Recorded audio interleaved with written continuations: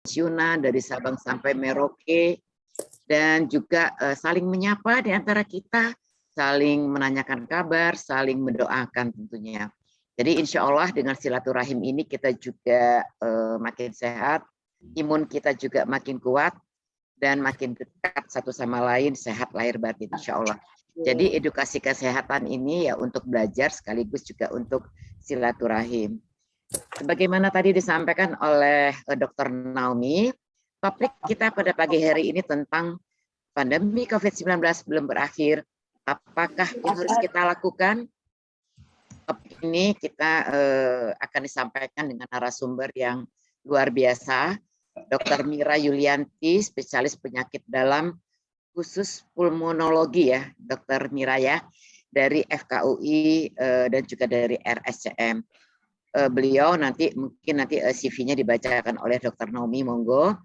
Nah, kenapa topik ini kami pilih di tengah-tengah topik-topik yang sebelumnya telah kita lakukan? Karena walaupun saat ini kita mendengar di media, televisi lain sebagainya, memang kasus COVID di Indonesia sudah mulai berkurang, sudah mulai melandai. Saya mendengar kalau nggak salah penambahannya sekitar 400 atau 300-an per hari, namun dalam hal ini kita tidak boleh lengah karena kita tetap harus menyikapinya dengan bijaksana dan kewaspadaan yang tinggi. Kalau Ibu dan Bapak mendengar di luar sana, di luar wilayah Indonesia itu masih cukup tinggi, malah juga ada negara-negara yang melakukan lockdown secara regional. Sehingga kita tetap harus hati-hati Ibu dan Bapak sekalian karena untuk mencegah lonjakan yang tinggi yang di masa yang akan datang. Dari para dokter, dari para ahli yang kita simak, ternyata peningkatan kasus baru atau gelombang baru COVID-19 terjadi bukan hanya karena virus COVID-nya sendiri yang mengalami mutasi, tapi juga karena kita-kitanya.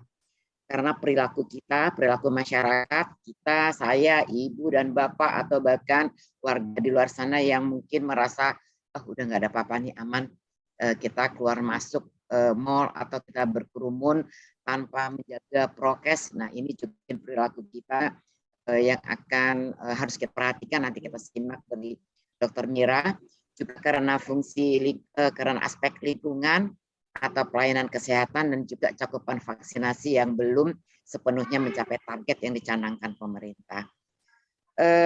Dr. Mira, nanti saya juga titip ya cerita-cerita tentang booster bagi lansia. Ibu dan Bapak sekalian pasti tertarik nih tentang booster bagi kita semua.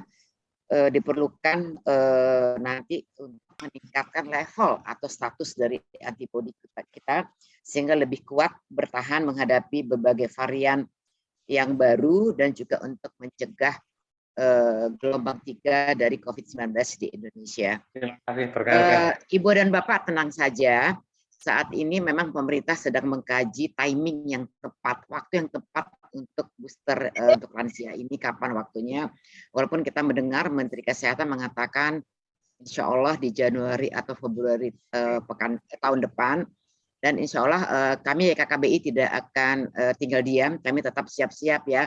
Dokter Aldi ya, kita siap-siap apa yang kita harus jemput bola untuk menyiapkan vaksin booster untuk Ibu dan Bapak sekalian. Kalau vaksin kemarin 1 dan 2 kami adakan di Bidakara, insya Allah nanti kalau cocok mungkin kami lakukan di Bidakara juga. Jadi sedang dicek dulu kapan waktunya, ketersediaan vaksinnya juga, dan yang paling penting juga adalah saya mendapat informasi untuk lansia ini khusus tanpa biaya dari pemerintahnya. Jadi kami dari KKBI tinggal nanti untuk penyelenggaraannya saja. Nanti kita juga mendapatkan update yang lebih baru mungkin dari Dr. Mira. Jadi Ibu dan Bapak sekalian, para pensiunan Bank Indonesia, silahkan kita simak bersama-sama dengan baik apa yang akan dipaparkan oleh Dr. Mira nanti. Kita manfaatkan juga waktu atau sesi tanya jawab semaksimal mungkin, waktu kita sampai kira-kira pukul 12, dengan harapan semoga kita semua, keluarga kita dalam keadaan sehat, lahir batin, dan bekal ini bisa Ibu dan Bapak teruskan juga kepada keluarga masing-masing di rumah. Semoga kita semua juga dalam lindungan Allah Subhanahu wa taala, dan salam sehat dan salam seroja untuk kita semua. Demikian Dr. Naomi, Ibu dan Bapak sekalian, saya akhiri wassalamualaikum warahmatullahi wabarakatuh. Dengan demikian acara edukasi kesehatan pada Selasa tanggal 2 November ini saya nyatakan dibuka. Terima kasih. Wassalamualaikum warahmatullahi wabarakatuh. Saya kembalikan ke Dr. Naomi. Terima kasih Ibu Imo. Semoga nanti bisa ada vaksin booster ya Bu bagi pensiunan. Ya. Amin. Dr. Naomi mesti siap-siap. Siap Bu. Untuk selanjutnya sebelum kita ke acara utama, mohon berkenan para hadirin membuka kameranya. Kita akan melakukan sesi foto bersama. Mohon dibantu oleh Dr. Iin dan Dr. Evri untuk sesi foto bersama.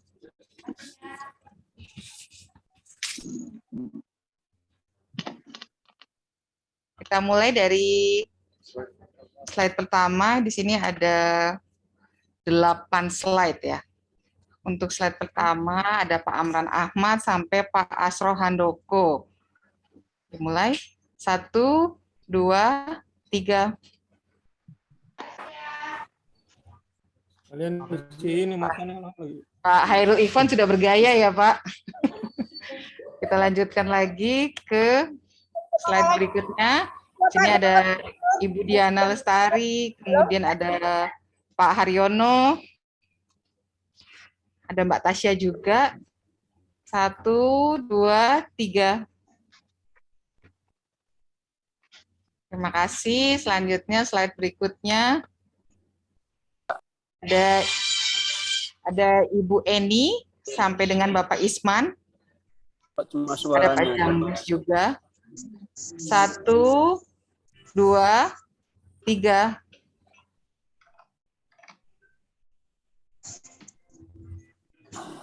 Terima kasih.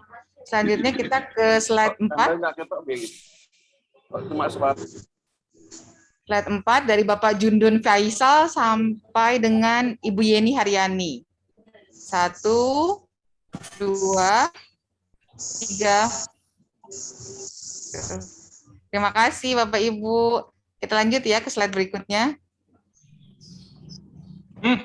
Ada Pak Azhar Ali, ada Ibu Irma, ada Pak Mulyanto, ada Bapak Latumini juga. Kita mulai. 1, 2, 3. Terima kasih. Mohon bersabar ya Pak, karena ini cukup banyak pesertanya, jadi kita satu-satu.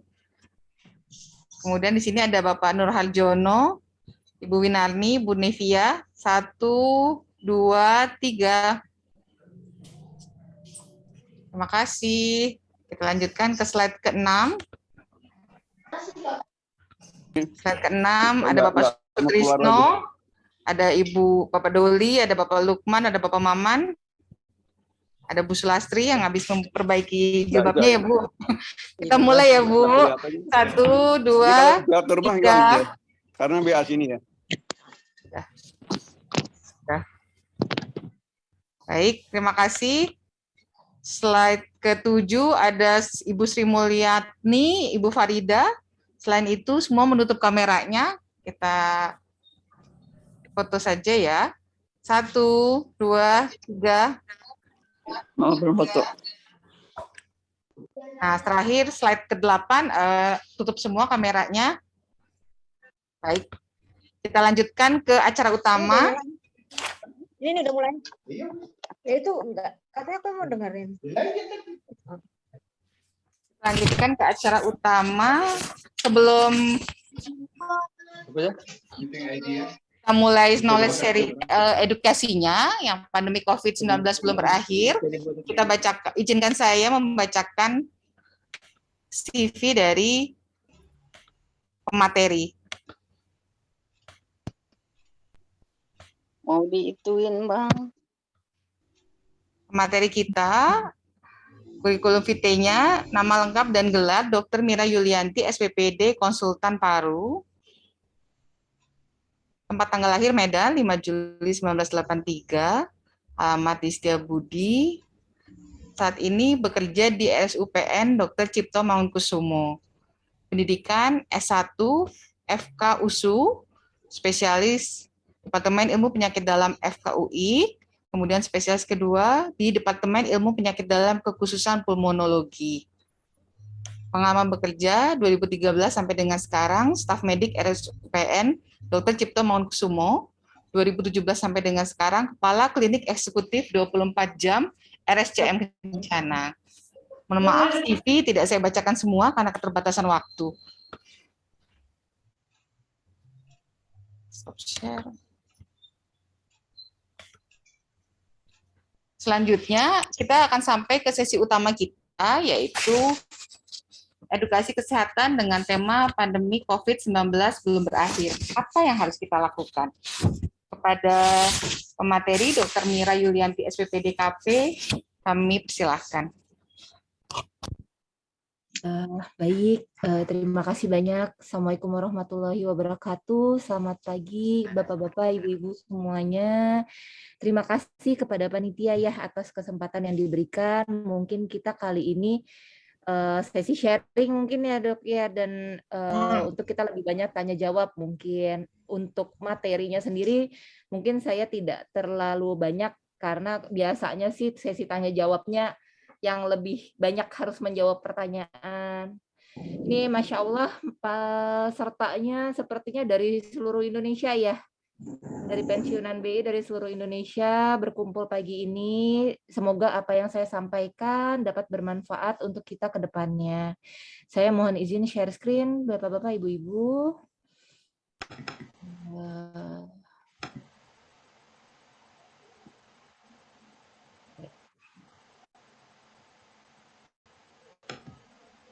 Apakah slide saya sudah terlihat?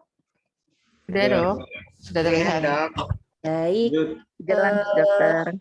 Ya, perkenalkan saya dengan Dr. Mira Yulianti, spesialis penyakit dalam konsultan pulmonologi. Saat ini saya bertugas di RSCM dan Rumah Sakit Brawijaya Saharjo. Pagi ini saya mendapatkan tugas nih dari Dr. Iin, dari Dr. Ari ya, untuk membawakan mengenai pandemi COVID-19 yang belum berakhir juga hingga saat ini dan apa yang bisa kita lakukan nih agar kita dapat melindungi diri kita dan keluarga kita dan orang-orang yang kita sayangi ke depannya. Baik.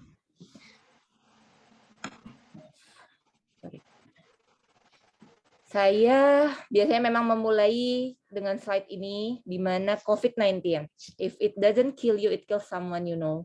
Ya, kita tahu bahwa COVID-19 yang sampai 1,5 tahun ini ya, mungkin kita menghadapi pandemi ini, begitu banyak berita duka yang sudah kita dengar. Mungkin saya tidak tahu, semoga tidak, mohon ada di antara Bapak Ibu yang sudah pernah terkena atau mungkin mengalami kehilangan orang-orang yang disayanginya pada pandemi kali ini. Ya, kita berharap suatu saat pandemi ini dapat berlalu ya, seperti itu. Nah, tahun 2019 kita kilas balik sedikit ya, Bapak-Bapak, Ibu-Ibu. COVID-19 ini diidentifikasi di Wuhan dan tahun 2020 dideklar sebagai pandemik oleh WHO dan hingga saat ini 2021 masih menjadi masalah medis terbesar di seluruh dunia, di mana kami juga dari para tenaga kesehatan, para dokter, klinisi maupun peneliti terus-menerus mempelajari sifat dari virus SARS-CoV-2 ini dengan harapan suatu saat kami bisa menghentikan pandemi ini atas izin Allah dan kemudian membantu pasien-pasien untuk bisa sembuh dan pulih sempurna seperti sedia kala. Di seluruh dunia sudah lebih dari 210 juta ya, kalau ini saya terakhir ini update Oktober ya, kalau nggak salah terakhir sudah 250 juta terkonfirmasi COVID-19 dan lebih dari 4 juta kematian. Dan ternyata Bapak-Bapak, Ibu-Ibu mungkin juga sudah mendengar bahwa bukan hanya pada saat infeksi COVID-nya saja yang menjadi tantangan di dunia medis, namun ternyata para survivor COVID, para pasien-pasien yang telah sembuh dari COVID, juga bisa mengalami berbagai keluhan yang pada akhirnya menjadi masalah di kehidupan sehari-hari. Jadi walaupun berhasil survive, berhasil melalui COVID-nya gitu, belum tentu sesudahnya itu akan aman-aman saja gitu. Jadi memang paling penting adalah sebisa mungkin kita menghindari agar kita tidak terjangkit COVID-19. Ya. Ini sedikit pengingat gitu bahwa kita lihat ya beberapa peak ya untuk peningkatan kasus di Indonesia. Selalu terkait dengan libur. Selalu terkait dengan banyaknya libur, kemudian banyaknya mungkin hari kejepit nasional ya gitu. Jadi kita lihat peak-peaknya Natal dan Tahun Baru serta Imlek di Januari, kita ingat bahwa kita gelombang pertama sempat melandai di bulan April, kemudian Idul Fitri, dan kemudian kita selalu mengingat gelombang kedua yang begitu banyak memakan duka, menimbulkan duka bagi kita di bulan Juli. Dan namun alhamdulillah hingga saat ini kasus memang diakui bahwa kasus saat ini sangat-sangat menurun, dan kalaupun ditemukan COVID saat ini kebanyakan gejalanya ringan, namun bukan berarti kita boleh lengah. Sedikit pengingat lagi, mohon maaf bahwa ini catatan kelam pandemi Indonesia selama bulan Juli 2021. Tanggal 15 Juli ini rekor kasus harian 50.000 kasus per hari, kemudian sampai lebih dari 570.000 kasus aktif, dan dalam satu hari orang kita di Indonesia kehilangan 2.000 nyawa. Ini bukan sekedar angka, ini kasus realnya, dan kami menghadapi begitu banyak kematian dalam satu hari yang kami sendiri terus terang sangat menyedihkan buat kami untuk melihat bahwa pasien-pasien berguguran seperti itu, dan kami sendiri pun berdoa supaya tidak kembali ke fase-fase tersebut. Mari kita semua bersama-sama menjaga agar kita tidak kembali ke fase-fase bulan Juli kemarin. Ya, banyak cerita-cerita di bulan Juli di mana kehabisan oksigen, tidak bisa mendapatkan tempat di rumah sakit. Banyak cerita bahwa sedang antri oksigen tapi dikabarin bahwa orang tuanya meninggal gitu. Kami sebagai tenaga medis pun juga begitu banyak kehilangan teman sejawat kami pada bulan Juli, baik dari dokter, kemudian perawat gitu. Dan yang lebih menyedihkan, banyak juga para ibu hamil beserta bayi-bayinya yang harus kehilangan nyawa selama bulan Juli tersebut.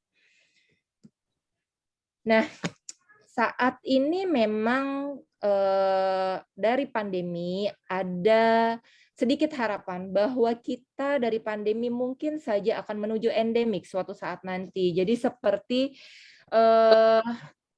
tuberkulosis yang memang suatu penyakit airborne yang sejak dulu dari tahun 1900 yang awalnya pandemik, kemudian hingga saat ini memang nggak selesai-selesai ya gitu, tapi ini menjadi endemik, kemudian demam berdarah atau virus influenza gitu, yang mudah-mudahan kita suatu saat COVID ini juga bisa menuju endemik. Per definisi, jadi memang endemik ini merupakan suatu penyakit yang memang masih terus-menerus ada di wilayah tertentu, namun kecepatan penularan biasanya lebih terduga. Kan kita sudah melihat pola-pola dari penularan dan angka aktif kasus yang tadi ya, yang grafik yang tadi. Jadi kita berharap mungkin suatu saat kita akan melalui fase pandemik dan akan beralih ke endemik, dan kita akan lebih siap untuk menghadapinya. Nah, ini memang harapan menuju endemik ini ya memang kita didasari bahwa teori bahwa virus menyebar ketika terdapat jumlah individu yang rentan. Ya, kemudian pandemik itu umumnya dimulai dengan angka kematian yang tinggi dan masyarakat rentan akan meninggal dunia gitu. Mohon maaf, jadi seperti ya kayak hukum rimba aja gitu, yang bahwa yang rentan itu pasti mungkin akan meninggal terlebih dahulu gitu, ya udah selesai janjinya, dan ya insya Allah meninggal sebagai syuhada. Perubahan penyakit menjadi endemik itu sangat tergantung pada kekuatan dan lama kekebalan yang ada di masyarakat. Jadi kembali ke diri Bapak Ibu semua sekalian, ini apa yang bisa kita lakukan.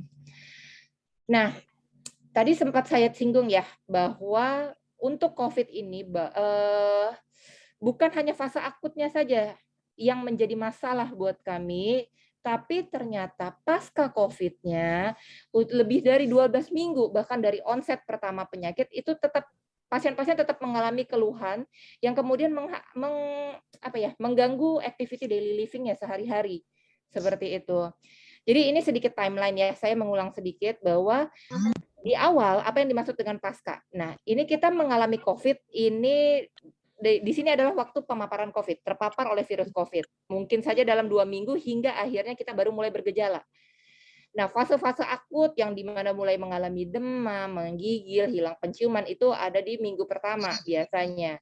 Pasien biasanya kemudian virus kemudian semakin turun ke saluran napas bawah dan akhirnya menjadi pneumonia, dan kemudian pada beberapa orang akhirnya berkembang menjadi badai sitokin dan akhirnya mengakibatkan gagal napas dan gagal organ. Itu di minggu kedua hingga minggu ketiga. Hingga minggu keempat dan sebagai kelompok itu bisa sampai minggu keempat, ini fase akut. Nah, mulai minggu kelima ini subakut ya. Jadi mulai minggu kelima sejak onset awal penyakit ya, ini mulai kita golongkan ke subakut, dan setelah minggu ke-12 ini post COVID atau chronic COVID-19 di mana pasien-pasien pada fase ini masih mengeluhkan rasa lemas berkepanjangan, penurunan kualitas hidup, nyeri otot, gitu. Kemudian masih merasakan sesak, batuk, bahkan pasien-pasien pada sampai tahap ini masih membutuhkan oksigen. Begitu banyak gangguan emosional yang muncul belakangan.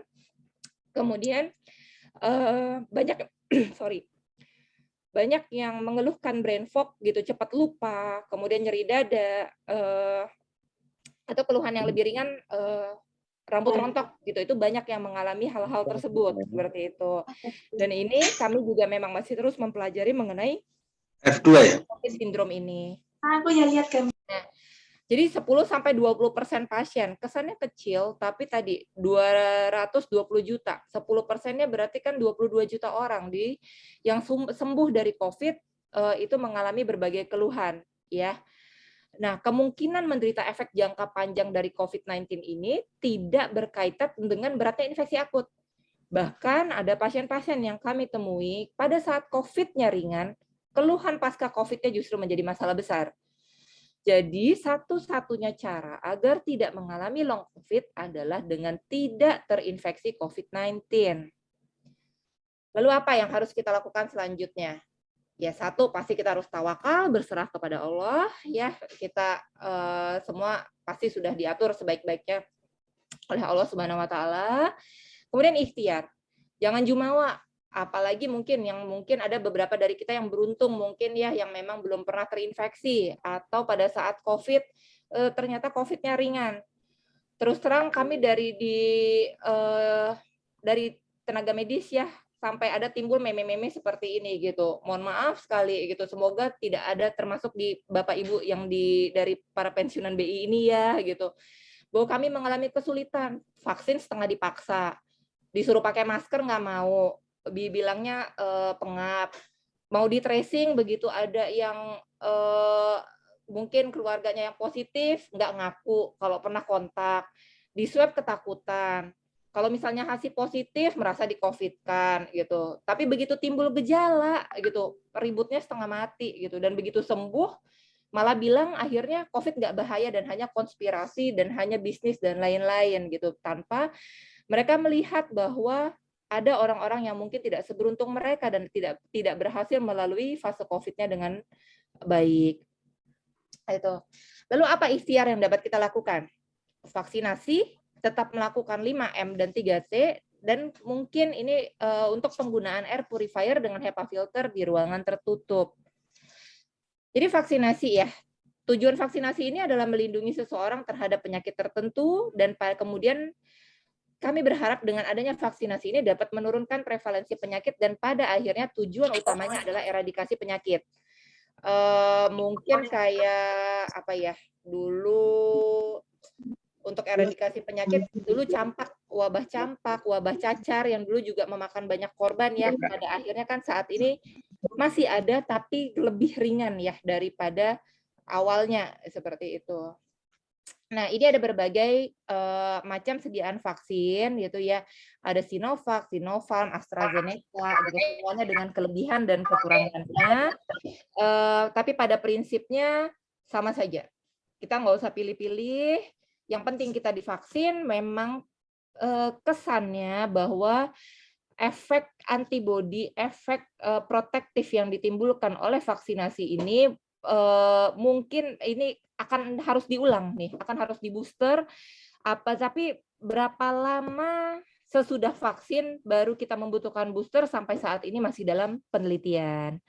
Dan memang di Amerika, kemudian di mana lagi? Di Amerika sih yang sudah melaksanakan booster untuk dosis ketiga, tapi memang masih dikhususkan kepada orang-orang yang dianggap rentan, yaitu orang-orang yang dengan malignansi, orang-orang yang dengan kekebalan tubuh menurun, orang-orang yang kekebalan menurun dalam artian contoh pasien-pasien yang harus mendapatkan obat-obat yang menurunkan kekebalan tubuh seperti steroid, kemudian pasien-pasien yang memang autoimun yang kemudian mendapatkan berbagai macam obat yang tadi akhirnya menurunkan kekebalan tubuh.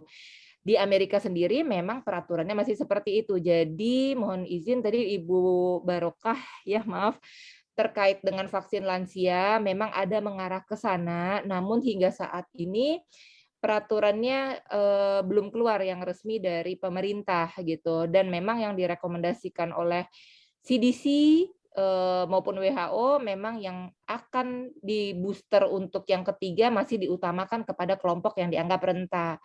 Ya, kan kita berharap walaupun lansia geriatri ini benar-benar geriatri yang sehat nih yang ada di sini buat apa namanya dari Bapak Ibu sekalian ya. Nah, ini tadi berbagai macam karakteristik vaksin, mungkin saya tidak terlalu membahas panjang. Nah, ini langkah 5M dan 3T yang harus kita lakukan. Harusnya udah pada hafal ya. Memakai masker, mencuci tangan, menjaga jarak, ya, kemudian membatasi mobilitas ya kalau memang masih bisa di rumah aja, baiti janati, rumahku surgaku deh pokoknya, dan menjauhi kerumunan. Ya, itu langkah-langkah 5M yang dapat kita lakukan. Masker itu benar-benar kunci untuk terhindar untuk pencegahan terpapar dari virus COVID-19. Maskernya makanya yang benar. Ya, bukan di sini, bukan di dagu gitu, tapi benar-benar menutupi hidung dan mulut dan rapat. Ya, begitu juga pada saat memakai dan melepas itu benar-benar harus hati-hati, hindari menyentuh bagian depan masker. Kita harus memegang di bagian samping dan kemudian kita harus cuci tangan sebelum dan sesudah menggunakan ataupun melepas masker. Dan masker jangan diletakkan sembarangan. Oke, masker yang letakkan sembarangan mungkin kalau misalnya seperti lagi makan ya letakkan di wadah yang bersih gitu, dan kemudian jangan cuma digeletakin di meja aja tuh kalau misalnya sesudah menggunakan masker ya.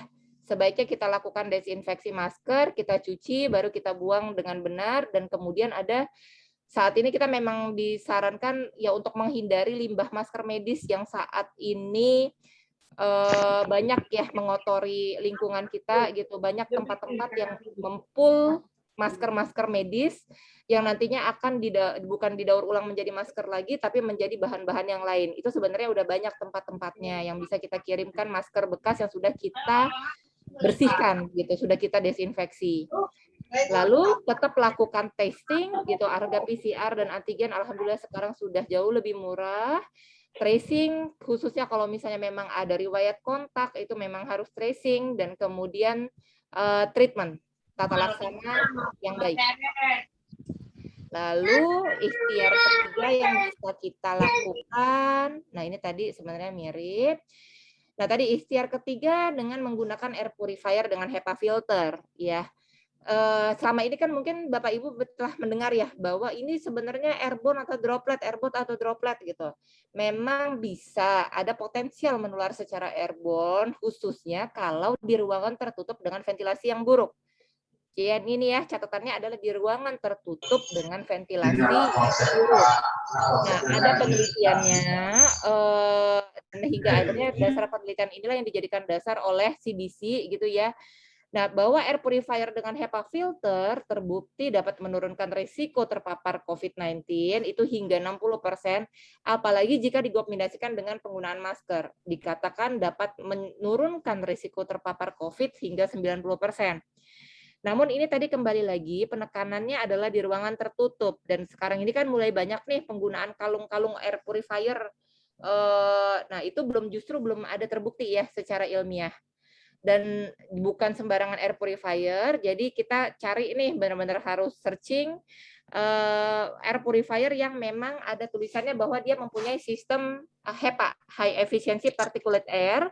Kemudian kita harus memperhatikan rating clean air delivery rate dari produk air purifier tersebut, Dan ada keterangan bahwa dia menangkap mayoritas partikel yang ukurannya kurang dari 1 mikrometer. Jadi kalau memang ada rezeki dan kita ya salah satu ikhtiar kita untuk mewaspadai adanya gelombang ketiga nantinya, mungkin bisa dipertimbangkan mulai mencari air purifier nih dari sekarang. Ya, tadi take home message-nya bahwa pandemi COVID belum berakhir, waspada gelombang-gelombang selanjutnya yang masih mungkin timbul. Dan COVID-19 masih menjadi masalah kesehatan dunia, baik pada saat infeksi akut maupun pada fase pasca COVID-19. Pelaksanaan vaksinasi 5M dan 3T, penggunaan air purifier itu direkomendasikan untuk menurunkan resiko paparan COVID-19. Baik, terima kasih. Semoga bermanfaat. Mohon maaf atas kekurangan selama penyampaian. Demikian saya kembalikan kepada moderator. Terima kasih Dr. Mira untuk paparannya.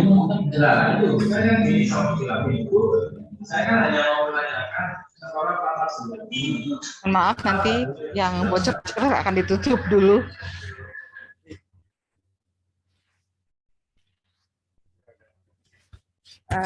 Dr. Mira, sebagai informasi, kami untuk pendaftaran peserta yang akan mengikuti edukasi ini, kami juga menanyakan apakah pensiunan tersebut sudah vaksin atau belum. Dari hasilnya ada 87% yang sudah 2 kali vaksin, kemudian 5% yang 1 kali vaksin, dan 8% yang belum mendapatkan vaksin. Alhamdulillah ya. Cuman kalau boleh sudah. tahu yang 8% yang belum vaksinnya kenapa? Ya mungkin bisa ditanyakan nanti ya dok. Bisa jadi karena memang kondisi kesehatannya ya dok yang memang belum memungkinkan untuk dilakukan vaksinasi. Harapannya nanti semuanya yang bisa melakukan vaksinasi untuk pensiunan Bank Indonesia bisa melakukan vaksinasi secara lengkap ya dok. Kemudian sebelum kita membuka sesi tanya jawab, saya mau menanyakan satu hal dok terkait yang baru-baru ini kami dapatkan terkait vaksin mix and match ini dok. Kita baru membaca penelitiannya terkait ada vaksin 1 dose, 2 dose, dan booster. Ya, pertanyaannya gimana dok?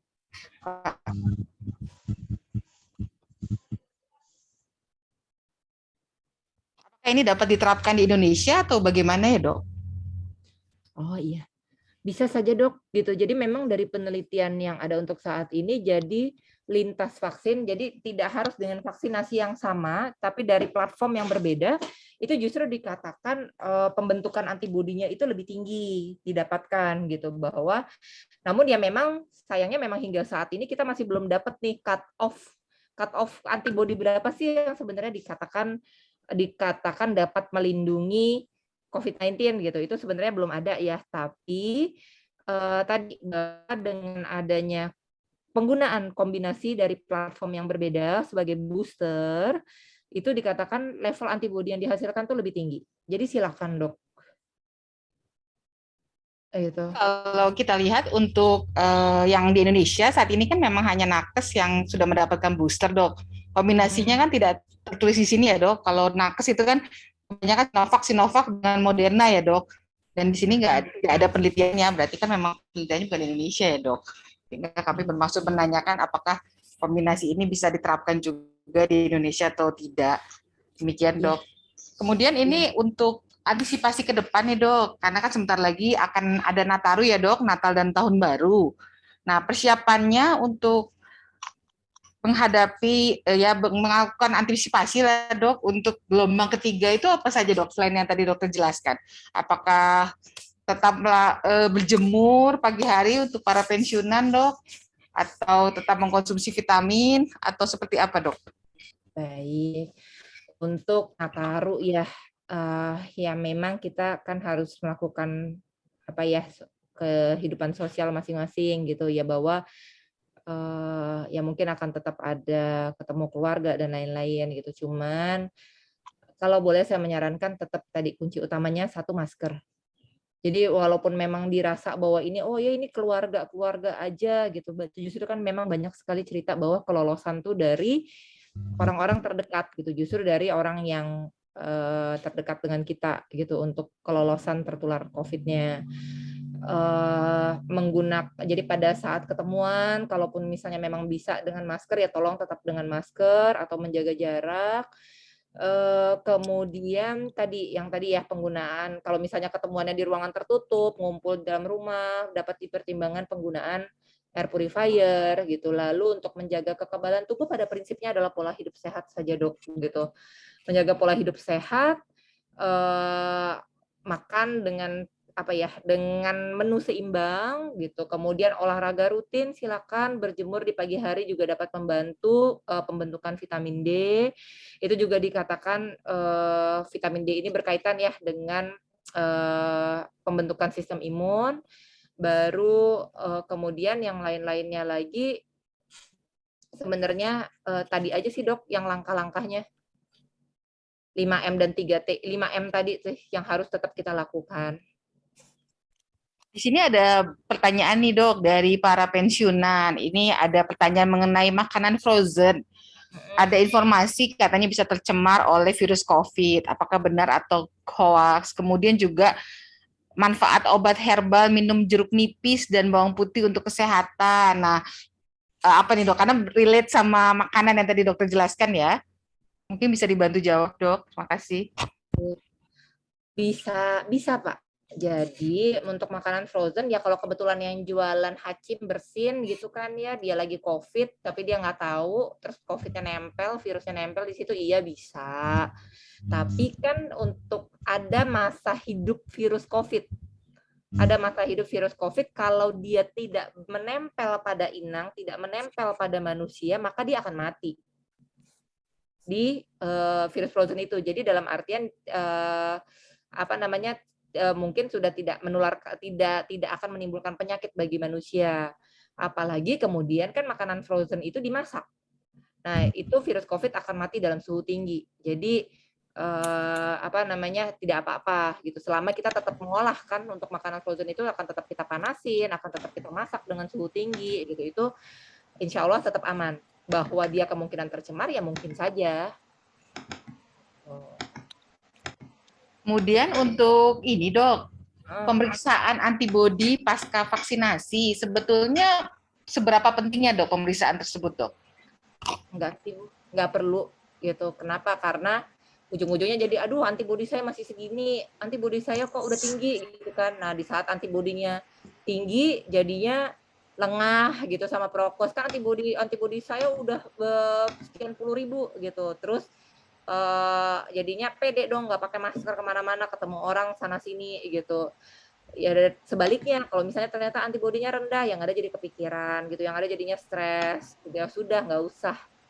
Itu jadi pula tadi yang saya sempat sebutkan bahwa kita belum tahu nih cut off sebenarnya kadar antibodi berapa sih yang ada efek protektifnya gitu, belum tahu. Jadi nggak perlu sih hanya sekedar nice to know tapi sebenarnya tidak mempengaruhi seperti itu. Kalau yang memiliki penyakit autoimun itu boleh tidak dok dilakukan vaksinasi? Sudah boleh selama dalam kondisinya itu dalam kondisi yang remisi. Jadi dalam kondisi stabil, kondisi tenang. Karena tadi bahwa pasien-pasien autoimun yang kemudian mendapatkan obat-obatan imunosupresan, obat-obatan kan macam-macam tuh untuk obat-obatan autoimun. Nah, itu dianggap sebagai kelompok rentan COVID-19. Seperti itu. Jadi kalau misalnya dalam kondisi remisi, kondisi tenang, dan itu silakan konsultasi dengan dokter yang menangani autoimunnya gitu. Ini dalam fase tenangnya enggak? Nah, itu silakan sebenarnya. Jadi pada prinsipnya benefit dari vaksin itu jauh lebih besar daripada risk dari vaksin, risk dari kejadian ikutan pasca imunisasi gitu. Jadi tidak ada kontraindikasi absolut sih untuk vaksinasi sebenarnya. Jadi Jadi tidak usah takut ya dok dilakukan vaksinasi ya dok. Takut nggak jadi ini kok, nggak dimasukin chip ataupun nggak apa namanya nggak Terlalu banyak hoax ya dok di luar sana. Ya. Ada juga nih dok, pensiunan yang bertanya masih belum puas dok, pertanyaan terkait vaksin dok. Saya bacakan ya dok. Jadi jenis vaksin ini kan bermacam-macam, ada Sinovac, Pfizer, Astra, dan lain sebagainya. Bisa dijelaskan kelebihan dan kekurangan dari tiap vaksin, perbedaannya apa? Kemudian, ini pertanyaan ulangan sebetulnya, bolehkah bila kita pernah disuntik vaksin A, kemudian memilih vaksin B untuk boosternya? Terima kasih. Baik. Nah, jadi tadi ya bahwa vaksin Sinovac ini kan adalah inactivated virus, ya, virus yang sudah dilemahkan, sudah dimatikan gitu dan kemudian dibuat menjadi dasar vaksin.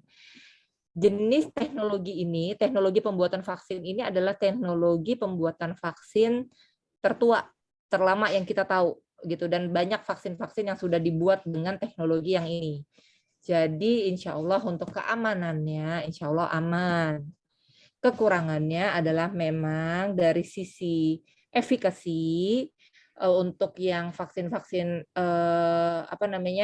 vaksin yang inactivated tadi, kalau dibandingkan head to head itu dari penelitian dikatakan efektivitasnya itu lebih rendah dibandingkan dengan vaksin platform lain yang dengan dasarnya itu dengan mRNA, yang menggunakan mRNA virus seperti Pfizer ataupun Moderna.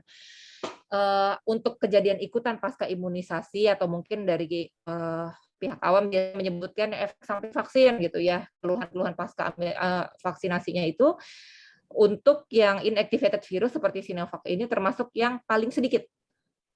Hampir nggak berasa apa-apa deh untuk penyuntikan pasca vaksin Sinovac ini.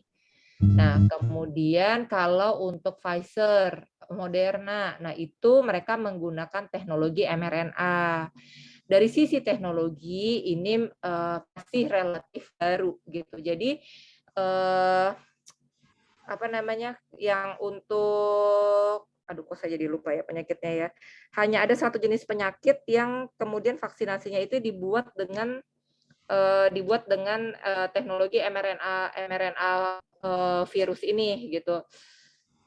Itu kok saya jadi lupa nama penyakitnya ya. Intinya ini masih teknologi yang baru gitu. Nah, untuk masalah efikasinya, namun dia yang terbukti ternyata paling efektif. Gitu. Jadi dikatakan sampai kemampuan protektifnya itu 95% ke atas untuk yang vaksin-vaksin mRNA ini.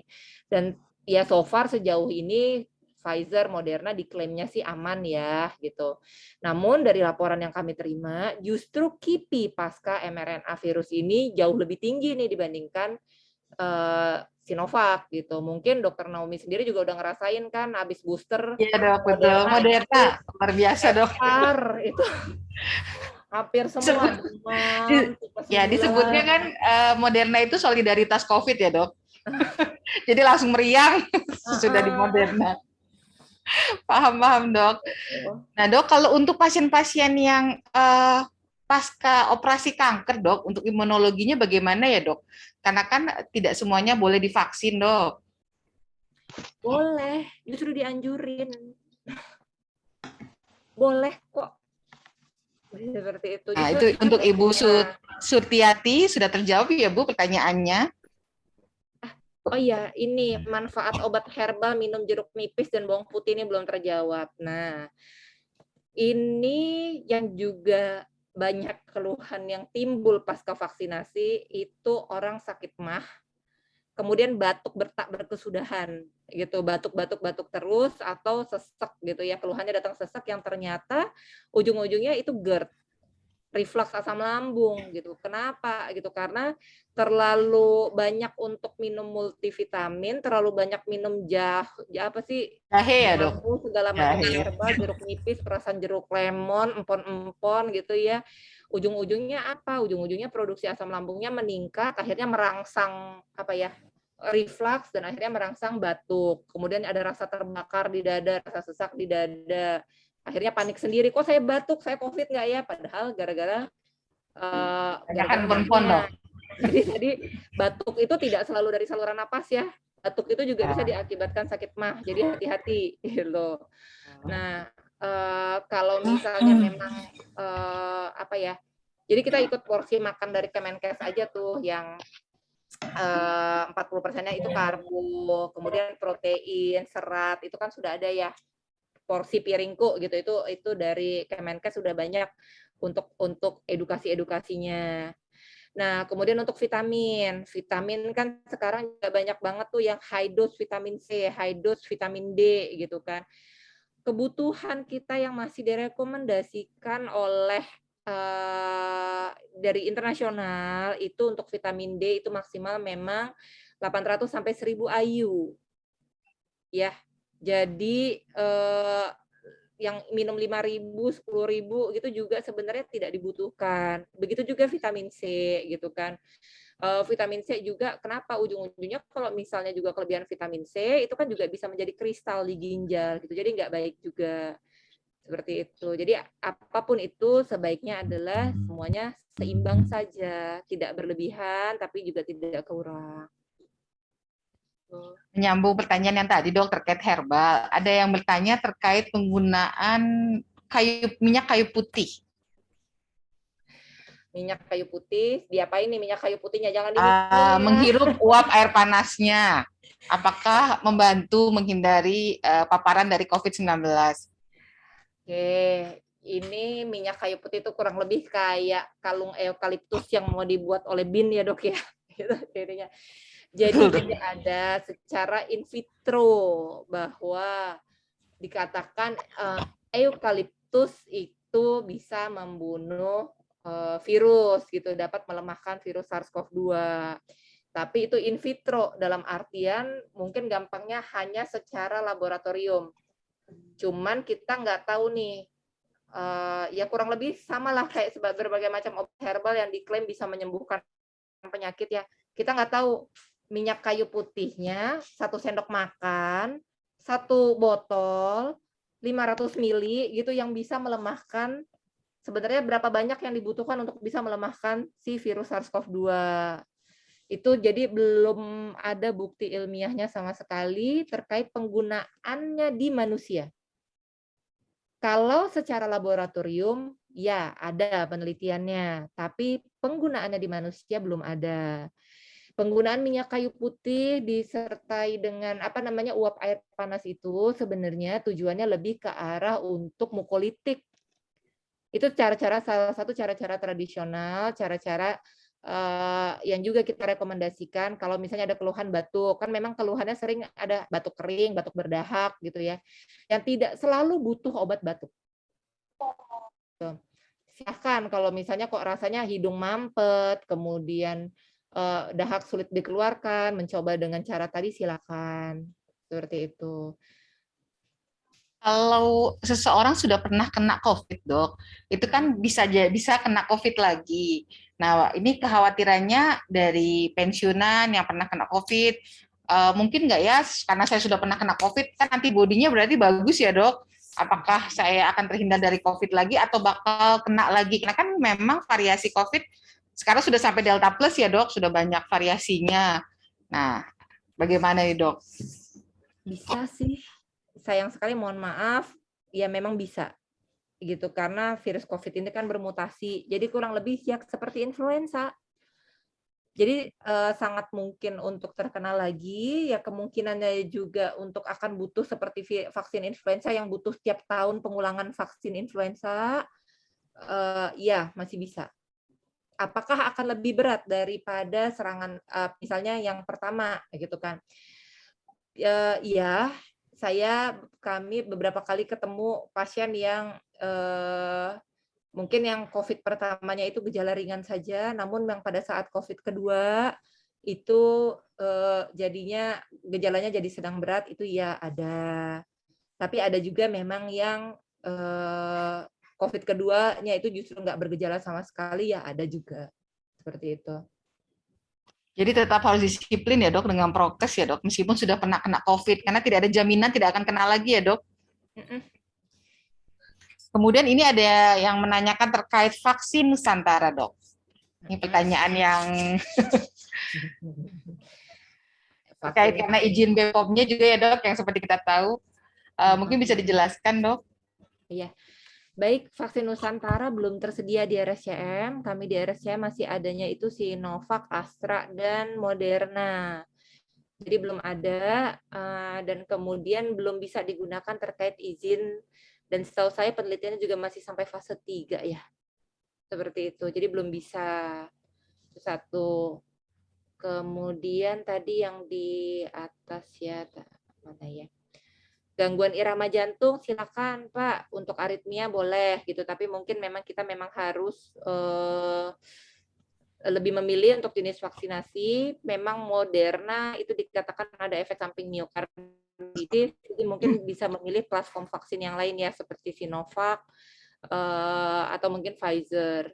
Kemudian, nah ini sudah pernah terpapar COVID, kemudian setelah sembuh berapa bulan mengenai sakit yang sebelumnya tidak pernah dirasakan, seperti jamur pada tenggorokan, sakit saluran pencernaan, sulit menelan, gitu kan. Itu sangat mungkin terkait dengan obat-obatan yang digunakan pada saat COVID. Dan kemudian COVID-19 ini sendiri memang ternyata menurunkan CD4. CD4 itu adalah kekebalan tubuh. Tak jarang kami temui. Jadi gini, ada panel kekebalan tubuh panel kekebalan tubuh yang kami periksakan pada beberapa pasien COVID yang harusnya kekebalan tubuh itu minimal di atas 200. Ternyata pada pasien-pasien COVID bisa turun sampai di bawah 50. Nah, dengan kekebalan seperti itu, dengan tentara penjaga tubuh kita yang hanya sedikit seperti itu, memang jamur, bakteri yang seharusnya itu mungkin komensal yang ada di lingkungan, jadinya gampang menjadi penyakit pada pasien-pasien pasca COVID. Seperti itu. Ya tadi bahwa kadang-kadang setelah berhasil melalui COVID-nya, namun kemudian belakangan timbul berbagai macam efek dari COVID maupun pada pengobatan COVID-nya sendiri. Mungkin ada yang pernah dengar bahwa pasca COVID kok jadi gula darahnya tinggi, pasca COVID kok jadi hipertensi, pasca COVID apalagi itu jadi ada jamur paru-paru, jadi TBC, banyak sekali kita temukan. Seperti itu. Ini saya merangkum dari beberapa pertanyaan dok. Jadi kan peserta pensiunan ini kebanyakan sudah melakukan vaksinasi pertama dan kedua dengan jarak waktu yang sudah cukup lama ya dok, sehingga ada kekhawatiran tertular COVID-19 karena jangka waktu yang sudah panjang ini dok, lebih dari 6 bulan. Nah, kapankah mereka, para lansia ini bisa mendapatkan booster atau sampai kapan ketentuan terkait booster itu akan diturunkan dok oleh Kemenkesnya? Ini saya balik lagi saya tidak termasuk dalam pembuat kebijakan seperti itu gitu. Jadi teman kami dari tim klinisinya ya tadi bahwa kemungkinan bahwa ini akan memang perlu diulang 1 tahun sekali. Kedepannya sepertinya ke arah sana sih dok gitu. Tapi kapannya itu saya terus terang tidak bisa menjawab dok. Mohon maaf. Seperti itu.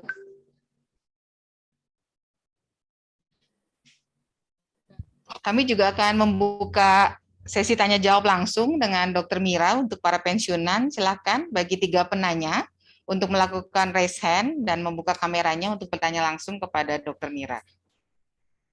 Sambil menunggu yang raise hand, kita bacakan lagi dulu ya. Ya, sudah langsung mau bertanya. Silakan Pak Zainal ya Pak. Pak Zainal ya. Ya, terima kasih Bu Dr. Mira yang saya hormati. Saya mau tanya dok, bagaimana jika ada teman atau orang yang pernah kena COVID-19, kemudian dia sudah sembuh, ya, tapi dia masih merasakan ada lemas-lemas, kadang-kadang juga batuk. Nah, orang seperti ini bisakah kita dekati atau gaul, ajak berteman? Bisakah, mungkinkah dia masih bisa menularkan kepada kita yang masih sehat gitu. Terima kasih dok, itu aja. Ya, terima kasih Pak Zainal Abidin Murad dari Mataram dok, pertanyaannya. Boleh Pak. Jadi untuk saat ini kita COVID itu dipikirkan masih menular itu kalau misalnya dianggap masih menular itu kalau 10 hari sejak onset plus 3 hari bebas gejala pernafasan. Ya, apalagi kalau dia terbukti sudah negatif COVID, insya Allah aman untuk kita temani gitu, untuk kita ajak bergaul. Ya mohon kalau bisa Bapak tetap memakai masker ya Pak, gitu ininya tetap. Nah cuman boleh Pak, justru orang-orang seperti itu sangat butuh dukungan. Sangat butuh dukungan dari orang-orang sekitarnya. Mengenai keluhan lemas, keluhan mudah capek, masih batuk-batuk, itu salah satu keluhan yang tadi sempat saya sebut Pak. Ada banyak pasien yang mengalami long COVID syndrome ataupun post COVID syndrome, seperti itu. Ada beberapa langkah-langkah yang sebenarnya bisa dilakukan yang dilakukan untuk mengatasi keluhan-keluhan tersebut seperti pernafasan, latihan untuk menahan keinginan untuk batuk gitu, itu ada sebenarnya seperti itu ya. Tapi kalau tadi aman insya Allah ya. Bu. Oh silakan Pak Syahrani. Syahrani Bu Nui. Dari Banjarmasin dok. Silakan Pak Syahrani. Assalamualaikum warahmatullahi wabarakatuh, Bu Nira dan Bu Naomi. Waalaikumsalam. Saya bertanya, kan kata Ibu tadi kalau kita memakai suplemen yang mengandung vitamin C, dan kebetulan saya ini mahnya agak kumat-kumat sedikit Bu. Jadi kan saya meminum PH ini Bu. Nah ini vitamin C-nya mengandung 100 mg per 1 biji. Dan apabila saya minum, itu agak perih-perih sedikit, Bu. Apa kira-kira obat apa kira-kira yang bagus untuk bisa meminum vitamin C tapi tidak memerihkan mah saya gitu, Bu? Baik, satu Bapak, kalau kalau saya misalnya selama Bapak makannya oke, Bapak makan sayur, makan buah, vitamin C itu sangat gampang kita temui di jeruk, tomat, apalagi pisang. Banyak sebenarnya. Kalau memang ada rezeki lebih gitu ya, kalau saya pribadi daripada kita beli vitamin dan harus konsumsi terus-menerus, mendingan kita investasi di misalnya makanan yang memang bahan-bahannya itu kita tidak dibuat dengan awet, tidak dengan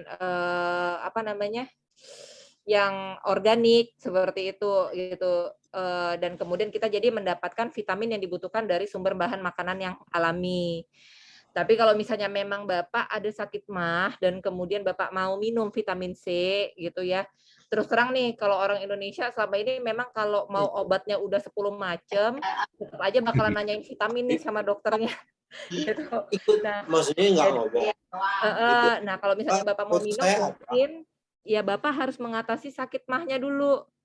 Jadi, hindari makanan-makanan yang bisa mencetuskan sakit mah Bapak. Contohnya apa? Coklat, kopi, seperti itu. Makanan yang asam ataupun pedas. Kemudian Bapak bisa minum vitamin C-nya sesudah makan. Seperti itu. Ya.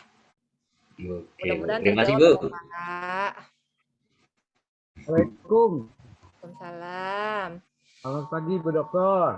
Iya, selamat pagi, Bapak.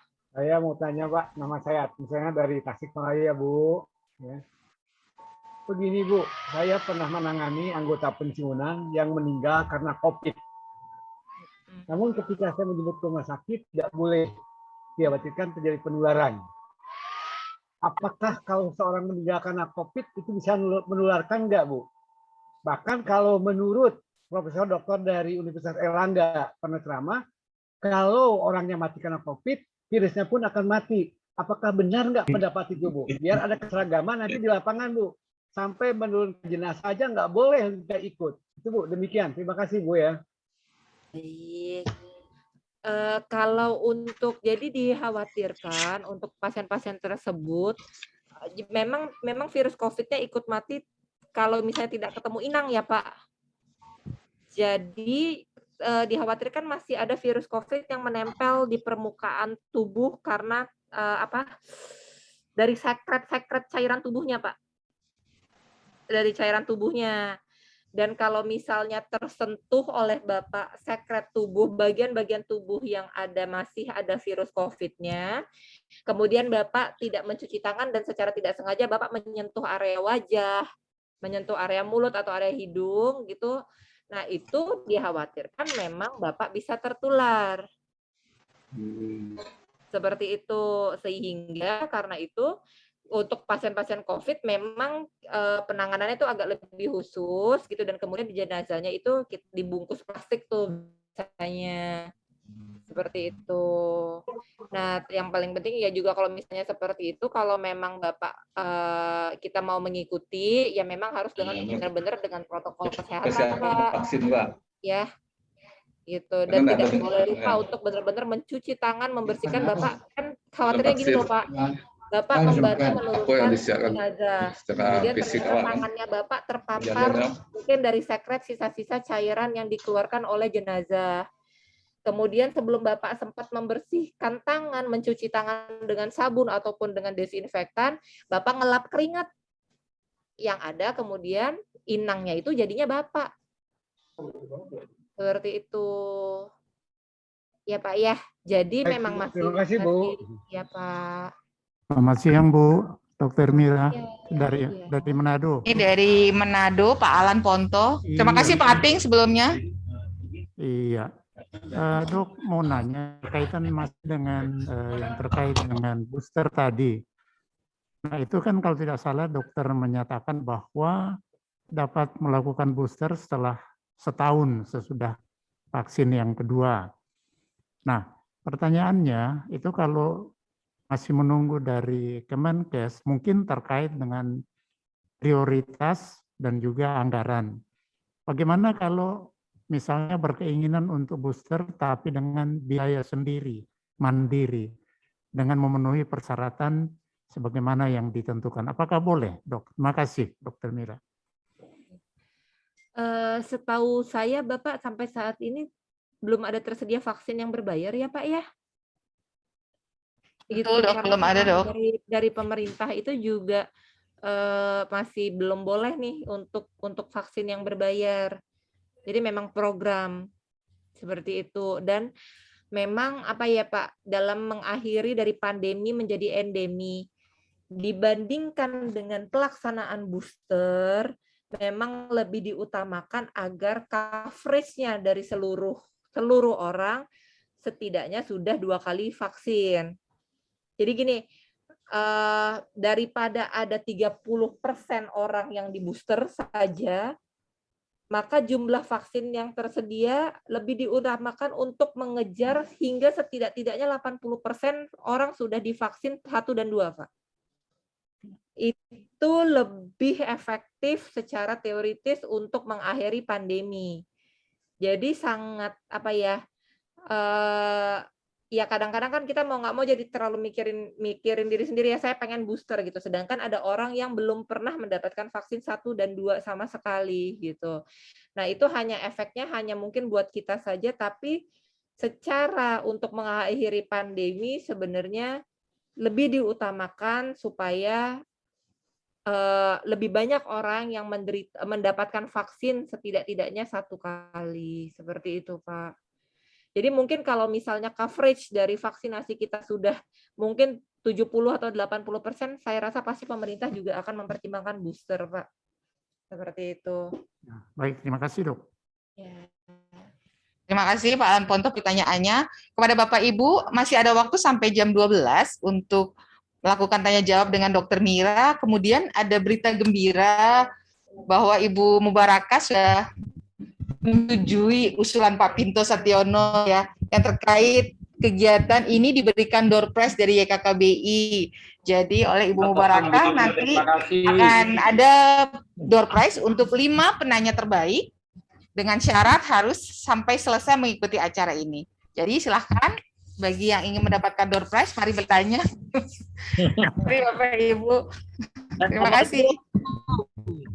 Assalamualaikum dok. Waalaikumsalam. Saya Sugianto Samarinda nih. Ini begini dok. Saya itu kan ada diabetes tuh. Itu tidak pernah turun-turun. Jadi anak-anak saya waktu dia vaksin itu mesti diperiksa diabetesnya. Kalau tinggi itu bisa. Jadi saya itu terus tinggi terus sudah tidak pernah turun. Jadi diabetes itu waspada. Hasil terakhir kemarin itu HbA1c itu 11. Nah, sekarang kalau saya mau vaksin itu kira-kira merek apa yang bagus? Apakah ada efek samping untuk penyakit diabetes ini, dok? Terima kasih, dok. Baik. Satu, saya mau ngomelin dulu nih, Pak. Diabetesnya kok nggak turun-turun. Itu pasti sangat related dengan pola hidup dan pola makan dan kepatuhan minum obat diabetesnya. Ya. Kalau minum obat itu hari-hari, dok. Obatnya sama glimepiride. Baik. Nah, untuk makanannya gimana, Pak? Nah, pola makannya. Saya itu pagi makan, nanti jam 11 makan buah, jam 1 itu makan, ya, nanti jam 3 makan buah, habis itu nggak makan sudah. Oke, baik. Kalau minumnya, Pak? Minumnya saya teh pahit pagi, udah nggak ada gula saya minum tuh. Oke, nah Terus kalau misalnya apa memang ini dok? Dan lagi dok, saya itu konsumsinya tiap hari itu teh hijau, itu sudah hampir puluhan tahun saya itu. Apa ada pengaruh kira-kira? Ya, Teh jadi hijau gitu. itu. Baik Bapak. Nah, berarti kan memang kita benar-benar harus mencari kenapa gula darah Bapak itu tetap tidak terkendali ya Pak. Itu kenapa? Ya. Karena kalau misalnya gula tinggi itu mungkin aja Bapak karena sudah terbiasa nih gulanya tinggi, jadi seperti nggak ada keluhan gitu ya. Padahal Kalau keluhan nggak ada, dok. Apa? Kalau keluhan nggak ada. Ya. Kalau Nah, keluhan itu nggak ada. Bapak, maaf. Jadi padahal dia sebenarnya secara diam-diam terus-menerus merusak organ tubuh Bapak di dalam. Seperti itu. Kalau misalnya Bapak ngerasa pola hidup Bapak sudah baik dengan obat-obatan yang diminum itu kok nggak turun, berarti Bapak harus kontrol ke dokternya Bapak untuk kemudian ada obat-obatan mungkin yang harus kita modifikasi dosisnya Pak, atau mungkin kita ganti gitu, atau mungkin kita cari nih apakah mungkin pada Bapak sedang ada infeksi sehingga gula darahnya sulit terkendali, itu satu. Ya Pak ya, atau apakah dosis glimepiride-nya Bapak atau metforminnya Bapak harus naik.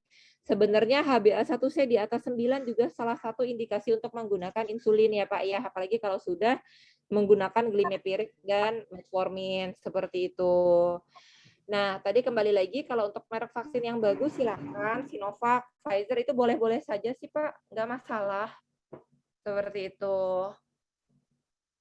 Ya, sekali lagi tidak ada kontraindikasi absolut untuk pasien-pasien mendapatkan vaksinasi COVID-19. Ya, cuman ini gula darah Bapak tuh benar-benar jadi PR ya, Pak. Ya. Kontrol ke internisnya deh, Pak, di sana, Pak. Bapak dari mana? Samarinda ya? Samarinda. Ya. Tapi sama dokter provider itu tidak ada rujukan kemana-mana, dok. Dan hasil kemarin itu cuma gula sama kolesterol, asam urat apa bagus semua, jantung apa bagus, terus apa ginjal apa itu bagus, cuma kolesterol sama diabetes itu aja. Iya Pak. Nah itu tadi kemungkinan dosis obatnya itu harus disesuaikan lagi ya Pak ya. Iya nanti saya kontrol dosisnya harus disesuaikan supaya bisa turun gulanya. Baik, terima kasih Pak Sugiantoko. Masuk ke pertanyaan berikutnya ya. Assalamualaikum. Waalaikumsalam. Dengan siapa Pak Alwi? Silakan Pak Alwi. Dari Ternate. Dari Ternate, Dok. Assalamualaikum. Kan Pak Alwi. Dr. Mira. Iya Bapak, silakan. Ini COVID ini luar biasa. Saya hanya ceritakan pengalaman saja. Ketika melakukan perjalanan ke Manado, kemarin ada tugas. Kebetulan saya adalah satu komisaris di DPR Semari Berkah. Lalu ke Manado, kemudian saya kan sudah vaksin 2 kali. Tapi kemudian disuruh periksa antigen ya, bukan PCR, antigen. Nah itu antigen kan 1 hari saja dok waktunya. Nah sampai Manado, kan hari itu langsung disuruh periksa antigen lagi. Saya pikir-pikir hidung saya ini kan dimasukin, kan baru habis dari Ternate antigen itu. Di Manado disuruh antigen lagi. Saya berpikir apa memang harus segitu sih dok? Pengawasannya begitu ketat oleh pemerintah yang melakukan itu. Karena saya baru habis selesai antigen dan dia tidak bisa lewat dari 1 hari kan. 1 hari.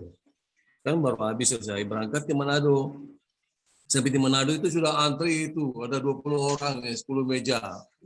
Semua orang pada turun dari pesawat itu pada bingung. Karena baru habis selesai antigen, disuruh periksa lagi antigen. Dan saya berpikir ketika itu terjadi bahwa kita itu positif ya, apa kita harus ditahan, nggak bisa lakukan pekerjaan kita selanjutnya. Ini masukan aja dok.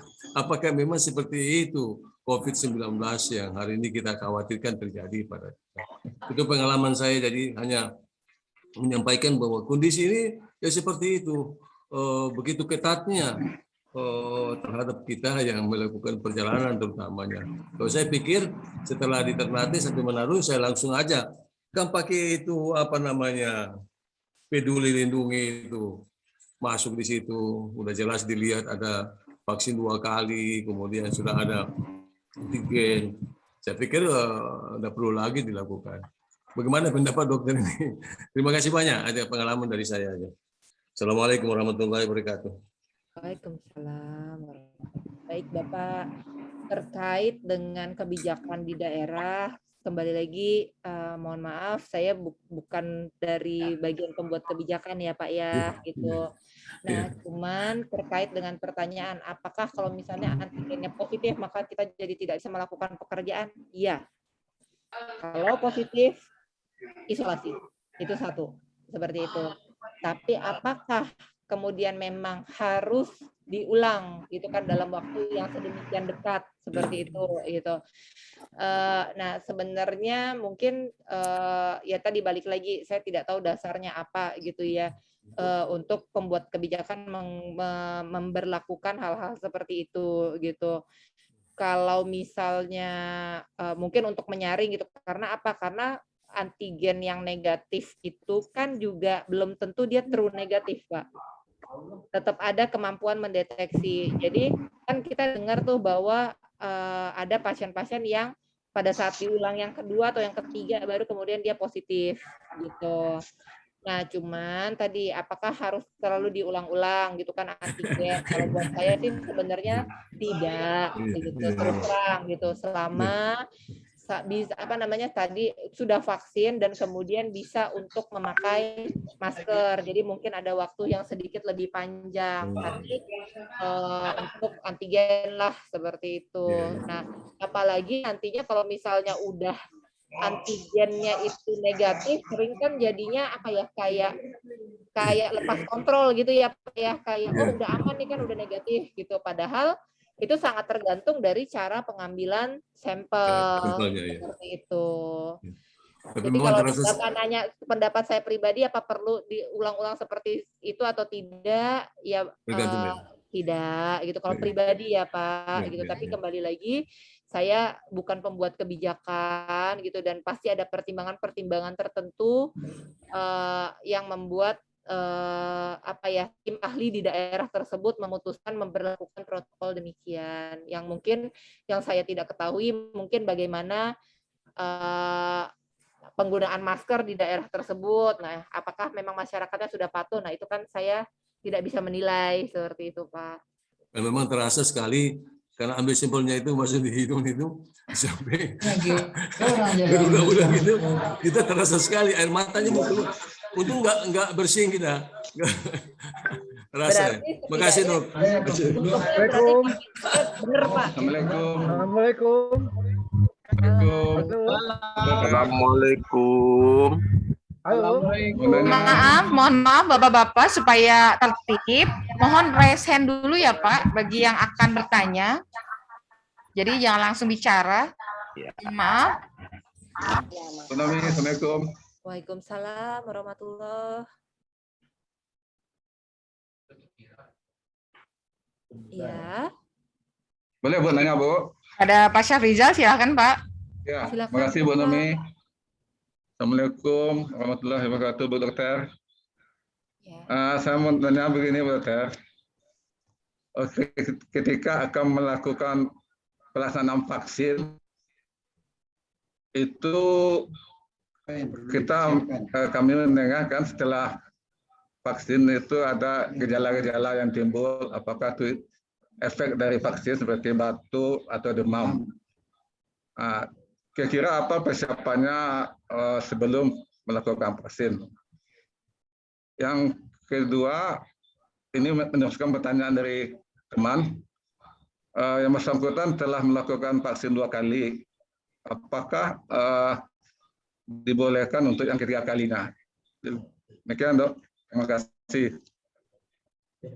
Terima kasih Pak Syafrizal. Sebentar Dok, untuk penanya yang kesulitan untuk resen, boleh chat ya, nanti saya akan panggil namanya. Terima kasih. Silakan Dokter Mira. Baik. Keluhan pasca imunisasi tadi ya, itu kami menyebutnya dengan KIPI, kejadian ikutan pasca imunisasi. Apakah itu related dengan vaksinnya atau tidak, belum tentu related, Bapak. Keluhan misalnya batuk, demam, gitu ya, pasca imunisasi, bukan karena efek samping vaksinnya mungkin, tapi juga ada cerita bahwa ya mungkin qadarullah tempat pelaksanaan vaksinasinya kurang prokes dan nggak tahu ya jadinya pasca vaksinasi ngumpul-ngumpul, habis itu foto bareng lagi WiFi kan ya, habis vaksinasi rame-rame gitu. Nah, justru terpapar virus COVID, akhirnya ujung-ujungnya pasca vaksin ada keluhan batuk, demam, dipikir masih efek samping vaksin. Ternyata bener-beneran dapatnya COVID, seperti itu. Jadi, tapi memang ada beberapa keluhan-keluhan yang reaksi akibat dari pembentukan antibodi akibat terangsang oleh vaksinasi tadi gitu. Paling sering adalah demam. Nah, apa persiapan khusus yang bisa dilakukan? Nggak ada. Bahkan minum obat demam sebelum vaksinasi itu tidak dianjurkan. Iya, Pak. Jadi kan banyak orang-orang yang karena ketakutan tuh katanya bakalan nyeri, bakalan demam. Sebelum vaksin minum paracetamol, minum panadol, itu tidak direkomendasikan. Karena dikhawatirkan justru akan bisa mengganggu pembentukan antibodi. Seperti itu. Jadi persiapannya nggak ada, cuma doa aja, semoga tidak ada KIPI yang serius. Itu saja ya Pak. Seperti itu. Dan pastikan yang Bapak miliki itu dalam kondisi terkendali. Contohnya hipertensi dalam kondisi terkendali, diabetes dalam kondisi terkendali. So, itu saja. Seperti itu. Apakah yang sudah vaksin 2 kali dapat divaksin lagi untuk ketiga kalinya? Sekali lagi, bahwa kebijakan booster ketiga bahkan di luar negeri pun masih diutamakan untuk masyarakat yang rentan. Tadi ada untuk di luar dari CDC, WHO itu masih merekomendasikannya itu pada kelompok yang dianggap rentan. Bukan hanya dari lansia, tapi lansia yang ada kriteria-kriteria secara khusus seperti itu. Cancer, kemudian orang-orang imunokompromis ya. Jadi atau mungkin saya izin ya, saya share screen. Silakan Dok. Halo. Apakah sudah terlihat Pak? Sudah Dok. Nah, jadi ini dari CDC yang memang direkomendasikan untuk vaksin ketiga di luar negeri, di Amerika gitu. Jadi memang ada keganasan pasien-pasien yang mendapatkan transplantasi organ, contoh pasien-pasien yang habis transplant ginjal, transplant hati gitu. Pasien-pasien yang saat ini mendapatkan terapi kortikosteroid, mendapatkan obat-obat alkylating, itu obat kemo ya.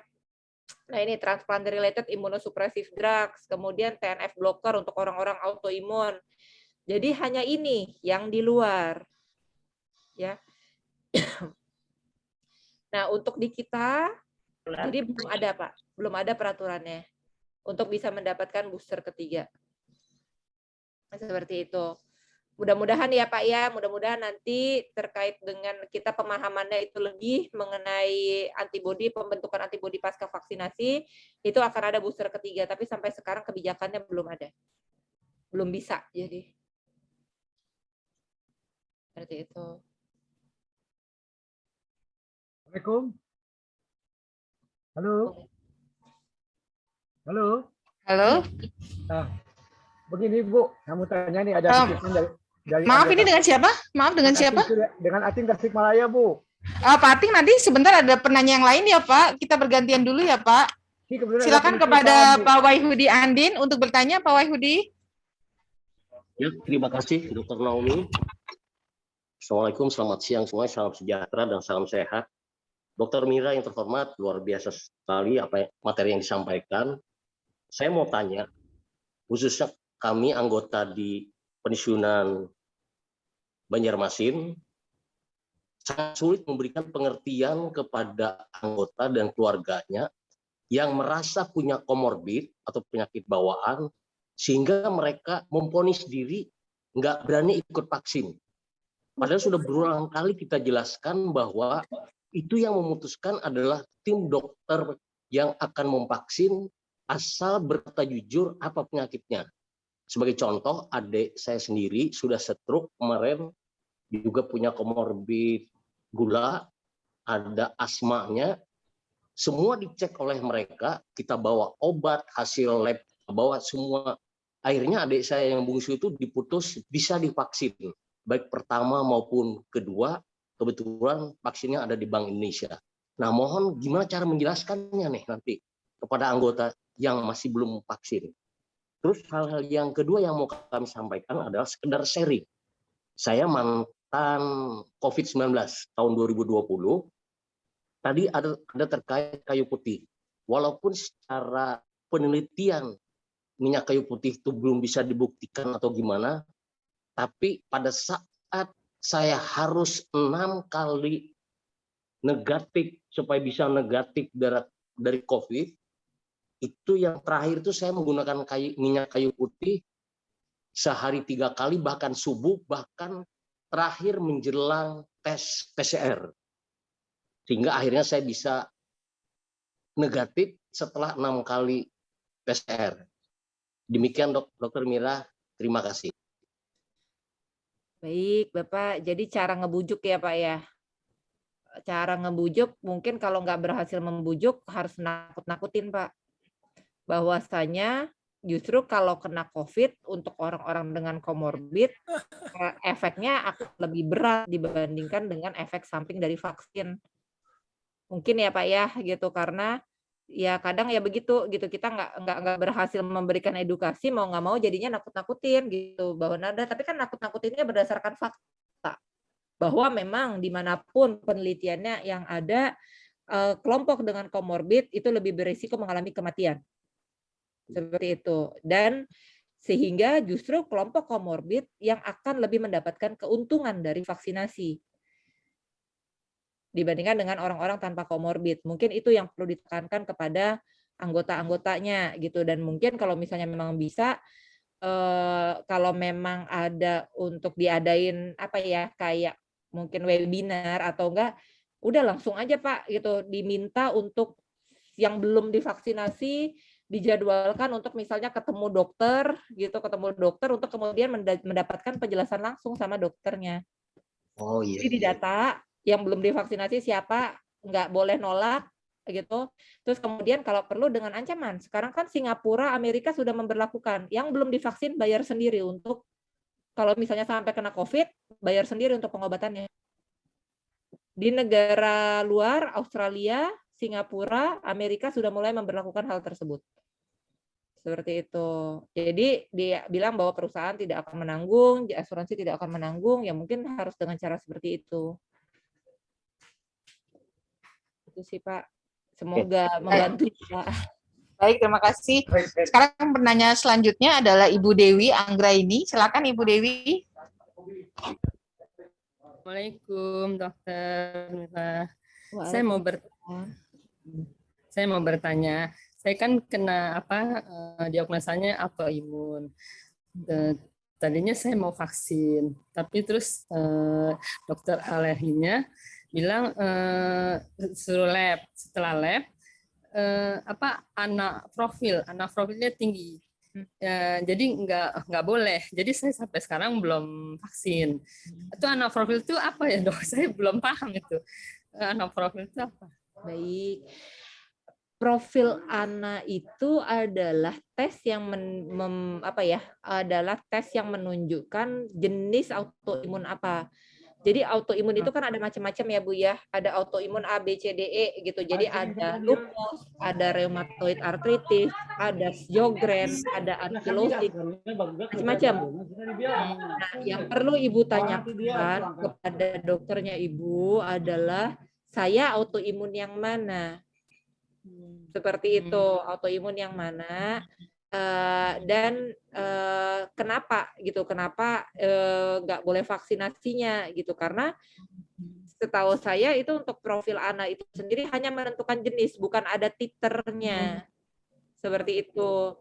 Dan kemudian ya sebenarnya ini memang rekomendasinya update-nya sih yang baru ya, yang baru keluar dari PAPDI, kami dari Perhimpunan Ahli Penyakit Dalam itu sudah ada rekomendasi terbaru bahwa autoimun sudah boleh untuk divaksinasi seperti itu. Jadi nggak apa-apa Bu, Ibu balik lagi ke dokternya begitu, bahwa tanyakan saya autoimun yang mana. Gitu. Apalagi kalau misalnya ternyata autoimunnya dalam tanda kutip hanya Sjogren gitu ya, itu silahkan untuk divaksinasi, nggak masalah. Ya, cuman saya kan waktu itu kan baru 2 kali ya ke dokternya. Jadi dikasih obat, cuman suplemen aja obatnya. Kata dia bilang autoimun itu nggak ada obatnya yang benar-benar obat gitu katanya karena dokternya ini ya. Terus dia bilang saya coba 1 bulan obat-obat suplemen ini Ibu gimana? Kan dia tanya, Ibu itu nggak kalau kena matahari ada reaksi nggak? Ada. Saya bilang merah-merah terus saya bilang enggak, maksudnya kena panas memang saya kalau kelamaan pusing, kalau saya bilang gitu, tapi enggak ada reaksi sih, kulit biasa-biasa aja, terus enggak kering juga, terus cuma saya seringnya pusing gitu aja. Nah, jadi saya belum balik lagi karena saya pikir nanti anak-anak saya bilang gimana nih mah katanya gitu. Jadi ya sudah, jadi saya minum obat, dikasih vitamin D-nya 5.000 unit tuh sama dokter imunologinya itu. Oh baik. Habis gimana posisinya Bu, maaf? Dokter rumah sakit di Cilandak itu. Rumah sakit, aduh saya lupa. Rumah sakit di Jakarta. Jakarta. Itu rekomendasi dari dokter DI juga. Karena dokter DI kan belum ada tuh katanya, jadi dokter Nektinya yang memberi rujukan ke sana. Boleh Ibu kalau coba ke Prof Iris Rengganis Ibu. Apa? Profesor Iris Rengganis, kemudian itu spesialis penyakit dalam, konsultan alergi imunologi. Kalau di Jakarta kan sebenarnya relatif malah lebih enak ya. Gitu, Profesor Iris, Dokter Nanang Sukmana, mereka guru-guru saya, insya Allah ini sih gitu bisa memberikan rekomendasi yang terbaik buat Ibu, seperti itu. Baik, terima kasih dokter. Baik, untuk pertanyaan selanjutnya ya Ibu, untuk Ibu Lisken Sitanggang, silahkan. Terima kasih Bu. Selamat siang Dokter Mira. Ya. Terima kasih atas kesempatan yang diberikan kepada saya. Begini Dok, saya mau nanya, ada keluarga yang sedang hamil, sudah divaksin 2 kali, dan Ibu Liskennya putus ke mute Bu. Maaf. Oh ya oke. Halo. Sampai hamil udah divaksin 2 kali terus hamil. Ya, COVID-19 dengan gejala ringan. Setelah 5 minggu udah agak pulih, dia hanya batuk ringan. Nah, untuk memastikan apakah virusnya sudah mati dan tidak menularkan lagi ke orang, apakah harus dites PCR lagi Dok? Gitu. memastikan aja dok, apakah sudah mati virusnya, gitu aja dok. Terima kasih dok, Dokter Mira. Ya, secara teori tidak Bu, nggak harus di swab PCR lagi. Karena memang dianggap kalau misalnya apalagi dengan gejala ringan ya Bu ya, gejala ringan itu dianggap hanya infeksius setidak-tidaknya itu 2 minggu dari onset pertama. Jadi kalau misalnya sudah lebih dari onset tersebut ya itu dia sudah tidak menularkan lagi. Batuknya itu masih bisa bagian dari long COVID-nya, jadi keluhan pasca COVID atau mungkin ada penyebab yang lain. Dari untuk kehamilan sendiri biasanya tadi dipicu, biasanya pemicunya GERD, atau kehamilan sendiri karena seiring perutnya membesar, diafragmanya kita terdorong ke atas, kita memang akan lebih sensitif untuk batuk-batuk. Jadi kemungkinan batuknya itu tidak related dengan COVID-nya, riwayat COVID sebelumnya masih mungkin. Seperti itu. Apakah perlu dites lagi? Tidak. Oh ya. Oh, iya. Baik dok, makasih dokter. Kalau mau lebih tenang ya silakan. Secara psikologis pasti akan lebih tenang kalau udah tahu negatif kan. Tapi secara peraturan tidak. Oh ya baik. Makasih dokter. Terima kasih Dokter Mira.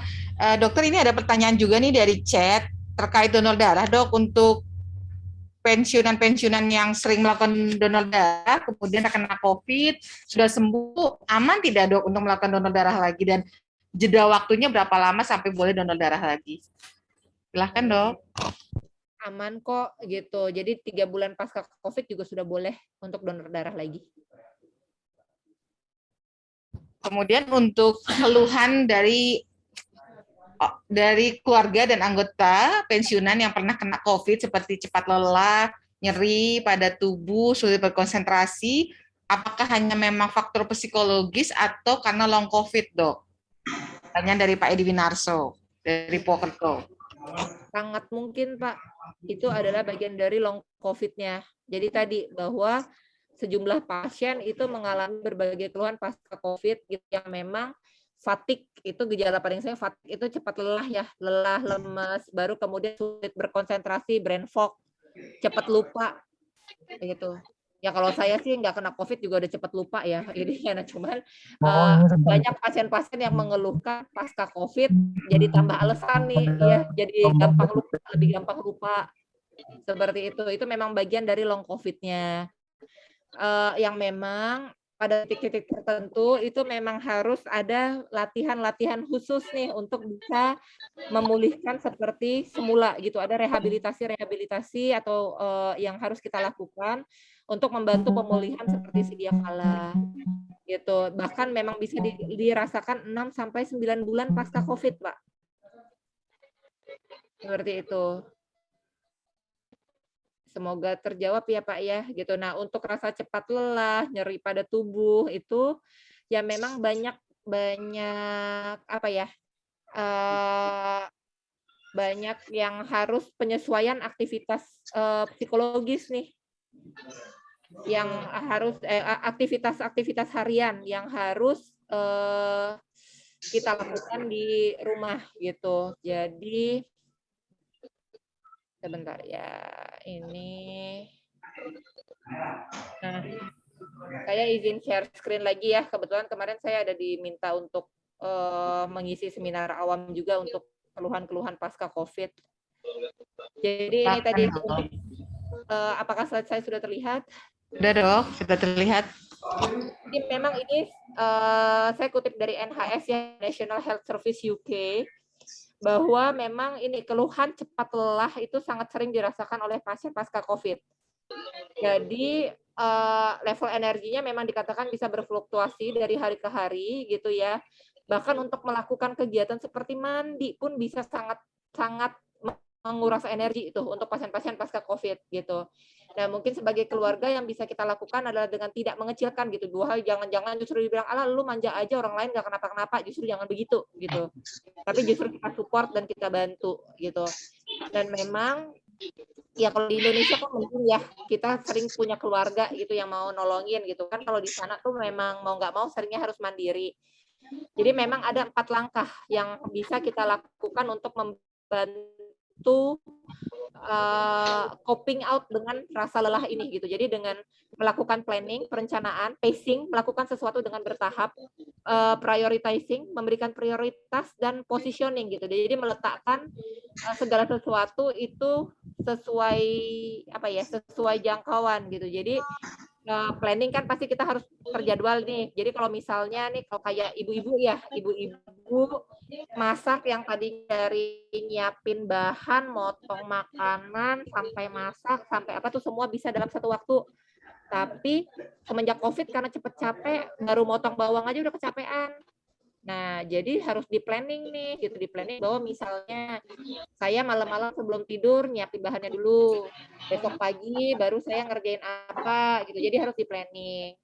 Nah, kemudian untuk pacing, melakukan sesuatu secara bertahap. Contoh misalnya kalau kita naik tangga tadinya bisa langsung 2 lantai gitu ya, 1 lantai langsung ke lantai 2. Ya mungkin kita pacing dengan misalnya 5 sampai 10 langkah berhenti dulu lalu istirahat. 5 langkah istirahat dulu baru kemudian lanjut lagi. Ya, baru prioritas yang mau nggak mau dengan rasa cepat lelah yang sering kita rasakan, ya memang kita harus memberikan prioritas kepada hal-hal yang penting. Positioning gitu. Jadi meletakkan benda yang akan membantu aktivitas sehari-hari itu dalam jangkauan gitu. Jadi contoh banyak yang bahkan mandi aja kan sulit gitu. Jadi mau nggak mau ada batu. Kalau misalnya naruh sabunnya itu tadinya di rak gitu. Jadinya ya kita meletakkannya di level-level bawah yang gampang terjangkau seperti itu. Itu mungkin yang bisa membantu. Dan kemudian ada latihan-latihan pernafasan nih yang bisa untuk dilakukan. Jadi kalau misalnya merasakan sesak, cepat capek, atau di kegiatan sehari-hari, nah ini adalah posisi-posisi yang bisa membantu mengurangi rasa sesak ataupun cepat lelah yang dirasakan di rumah. Ini asal kita yakin bahwa penyebabnya bukan sesuatu yang mengancam nyawa ya, gitu. Jadi kita bisa meminta untuk keluarga kita untuk duduk dengan rileks, kemudian dengan sedikit agak condong ke depan, gitu, atau berbaringnya itu miring dan ditumpuk dengan bantal.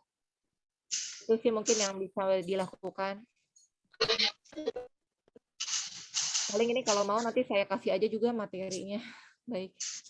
Terima kasih Dokter Mira. Mohon maaf karena keterbatasan waktu, kita sudahi untuk tanya jawabnya. Sudah pukul 11.46. Oh dokter, satu lagi dok, maaf saya kelupanya pertanyaan terkait boleh tidak sih kita berkomunikasi dengan orang-orang yang tidak mau vaksin, tidak PCR, tidak mau swab? Bagaimana dok? Karena masih banyak kan yang seperti itu dok. Nggak usah Pak. Jadi kalau nggak mau vaksin, nggak mau PCR, nggak mau swab gitu ya, gitu. Di giliran kitanya sakit keluaran dari dianya baik-baik aja, kitanya sakit, emangnya dia mau jagain kita? Kan enggak. Gitu. Baik, sudah terjawab pertanyaannya tadi untuk penanya yang ada di chat. Kalau emang mau setuju, ya. saya. Setuju, jangan dekat sama orang yang tidak mau vaksin. Halo, Dok. Setuju, saya Dok nih. Setuju. Halo. Iya, nanti yang sakit kitanya juga yang nanggung kalau Setuju Bu Mira.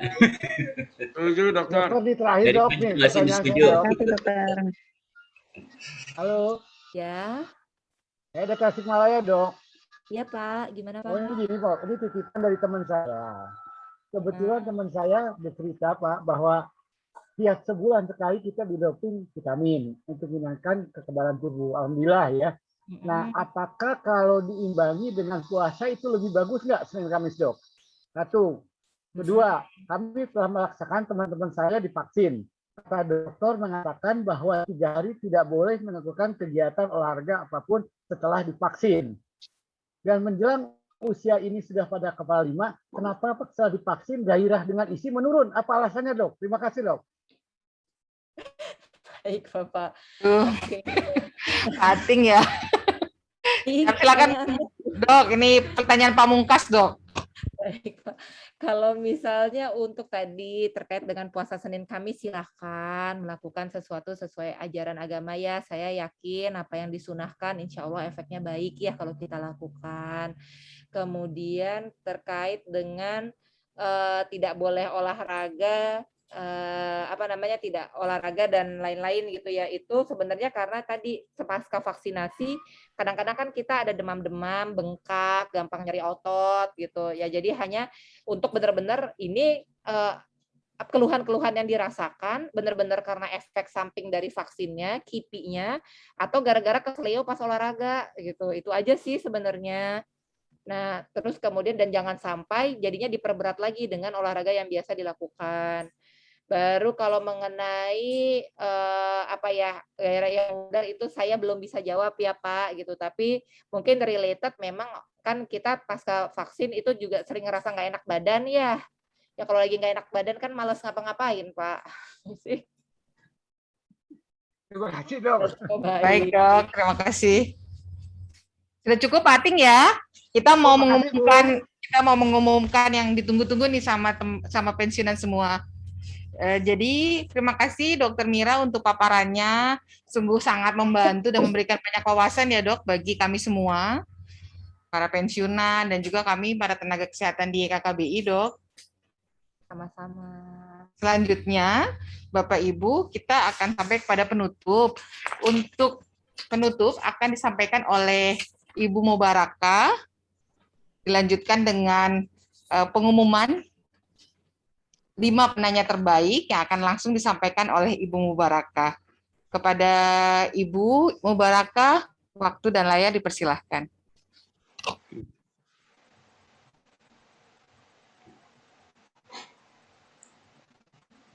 Masuk. Ada suaranya. Masuk sudah. Terima kasih Dr. Naomi. Tadi suara saya belum terdengar ya. Apa itu? Ya Ibu, mohon maaf Ibu. Baik, Ibu dan Bapak pensiunan, sekali lagi selamat siang. Assalamualaikum warahmatullahi wabarakatuh. Kita berjumpa lagi. Terima kasih juga Dr. Mira atas paparannya dan tadi saya lihat banyak sekali pertanyaan baik yang disampaikan secara langsung maupun secara atau melalui chat room. Terima kasih atas kehadiran Ibu dan Bapak dalam sesi ini. Dan nanti kita lain kali akan melakukan edukasi serupa untuk tema-tema yang lain. Tadi saya sempat berbicara dengan teman-teman dari Divisi Kesejahteraan. Mohon Dr. Aldi kirim menyampaikan salam dulu dong.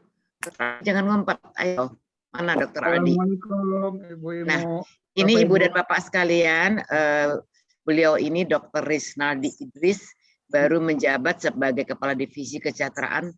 Perkapan ya Dr. Aldi ya? Saya lupa. September ya Bu. September ya? Agustus tahun ini, jadi perkenalkan. Kalau mau tanya-tanya, mau komplain, mau marah-marah, langsung silakan ke Dr. Aldi. Nanti nomor teleponnya ada atau di call center.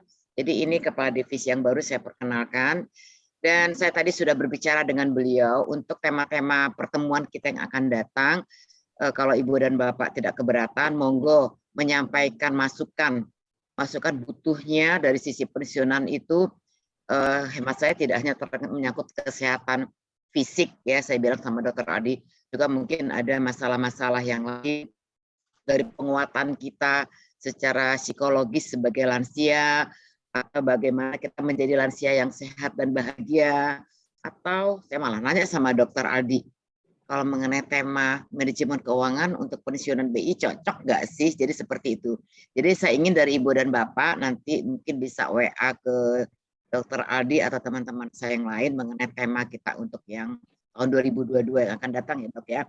Tahun 2022 supaya lebih tepat guna. Kesehatan tetap, tapi yang angle yang lainnya juga menarik menurut saya. Nah untuk itu yang tahun depan, untuk tahun ini apakah Desember masih ada atau tidak, saya nanti Allah masih ada Bu. Masih ada ya edukasi kita. Dan untuk tema hari ini, kalau mau komplain ke Dr. Aldi lagi atau Dr. Naomi boleh juga, Dr. Efri, teman-teman saya sudah memilih 5 penanya terbaik. Dilarang protes sesama peserta seperti itu untuk mendapatkan voucher. Mohon maaf ini tidak banyak dulu ya, voucher sebanyak Rp300.000 per orang ya Dr. Alhamdulillah. Rp300.000 per orang, ada 5 penanya Kenapa 5 penanya ini jangan tanya saya, nanti tanya Dr. Aldi dan Dr. Nomi, Ibu dan Bapak sekalian. Tapi ini syukur alhamdulillah. Yang pertama kepada Bapak Zainal Abidin dari PI Mataram.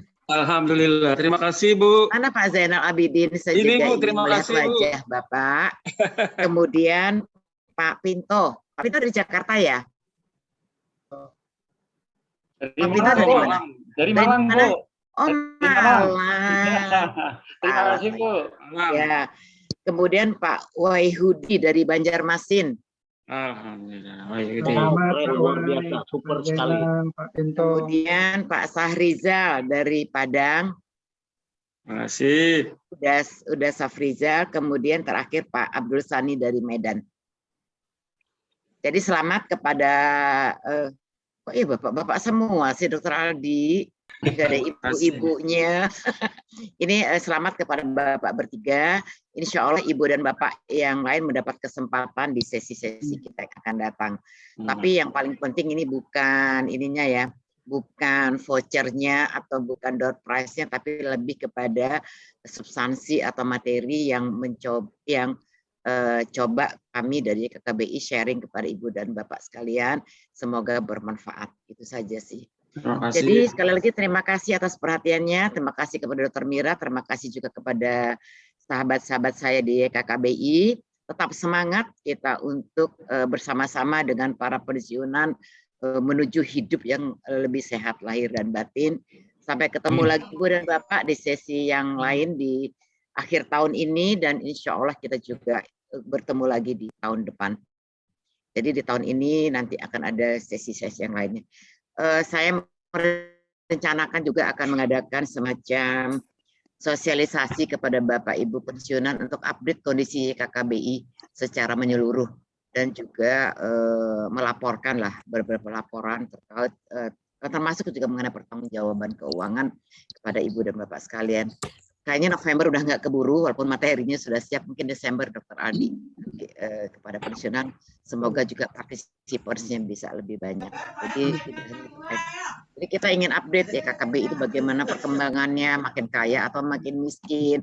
Jadi sebagai bentuk transparansi kami, juga pertanggungjawaban kami kepada Ibu dan Bapak sekalian. Insya Allah Desember nanti kita cari waktu yang lebih tepat.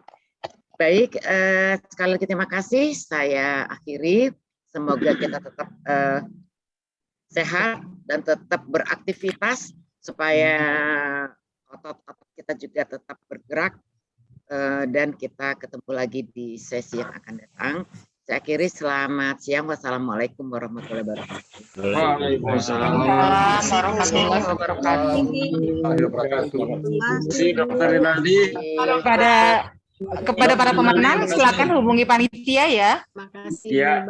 Panitia nomor teleponnya berapa? Kepada call center ya KKBI Ibu bisa. Call center udahlah, segala macam call center aja dipakai. Call center. Bu, nomor handphone kami sudah tersebar Bu di pensiunan Bu. Terima kasih semuanya Bu. Ya. Terima kasih. Terima kasih. Terima kasih Bu Baraka. Terima kasih Bapak-bapak, Ibu semua. Dr. Rinaldi, terima kasih. Assalamualaikum warahmatullahi wabarakatuh. Salam warahmatullahi wabarakatuh. Pak Zainal. Terima kasih Dr. Abdul Sani. Terima kasih Bu. Terima kasih. Sekali lagi selamat untuk Dr. Rinaldi dong. Terima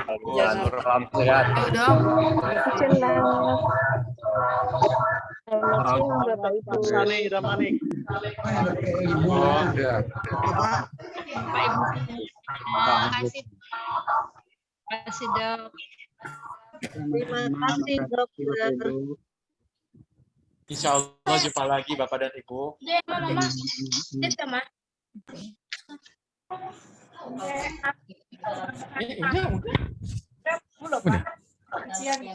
Terdengar suara kami? Terdengar. Sampai jumpa. Iya, Bapak, sampai jumpa kembali dalam kondisi yang Terima kasih Bapak Ibu, selamat beristirahat. Terima kasih. Selamat siang. Ya, Bapak. Selamat siang. Terima kasih. Waalaikumsalam. Ibu Lisken Citanggang, terima kasih. Terima kasih Bu. Ibu Nunu, terima kasih. Ya. Itu terima kasih Bu. Sama-sama Bu. Ada Pak Ashar juga, terima kasih. Pak Sutrisno, Udayu Henry, makasih. Terima kasih Bu. Siapa ini? Ya. Agus Terima kasih Khalid, Bu makasih. Barokah. Iya, Lis. Permisi. Assalamualaikum. Kak Yeni dari Denpasar, waalaikumsalam.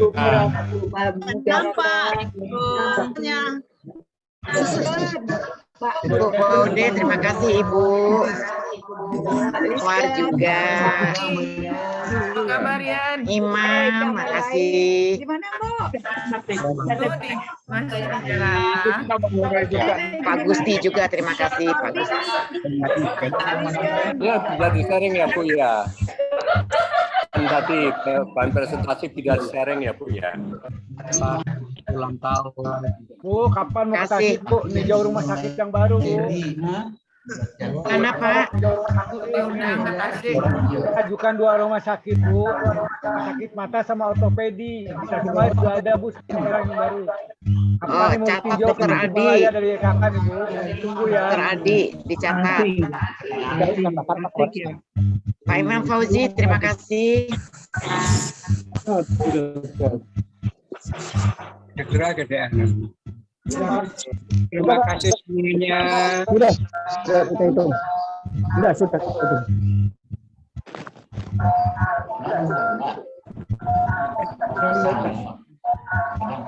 Terima kasih Pak.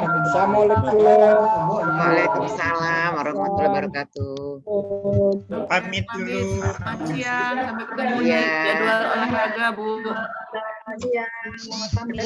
Ibu Marba, terima kasih. Yang dulu ke Tasikmalaya, Bu, ya. Saya mau sholat dulu, Bu, ya. Ya. Sigit Pramono, terima kasih Pak. Alhamdulillah, sama-sama Bu. Pak Ating, terima kasih. Pak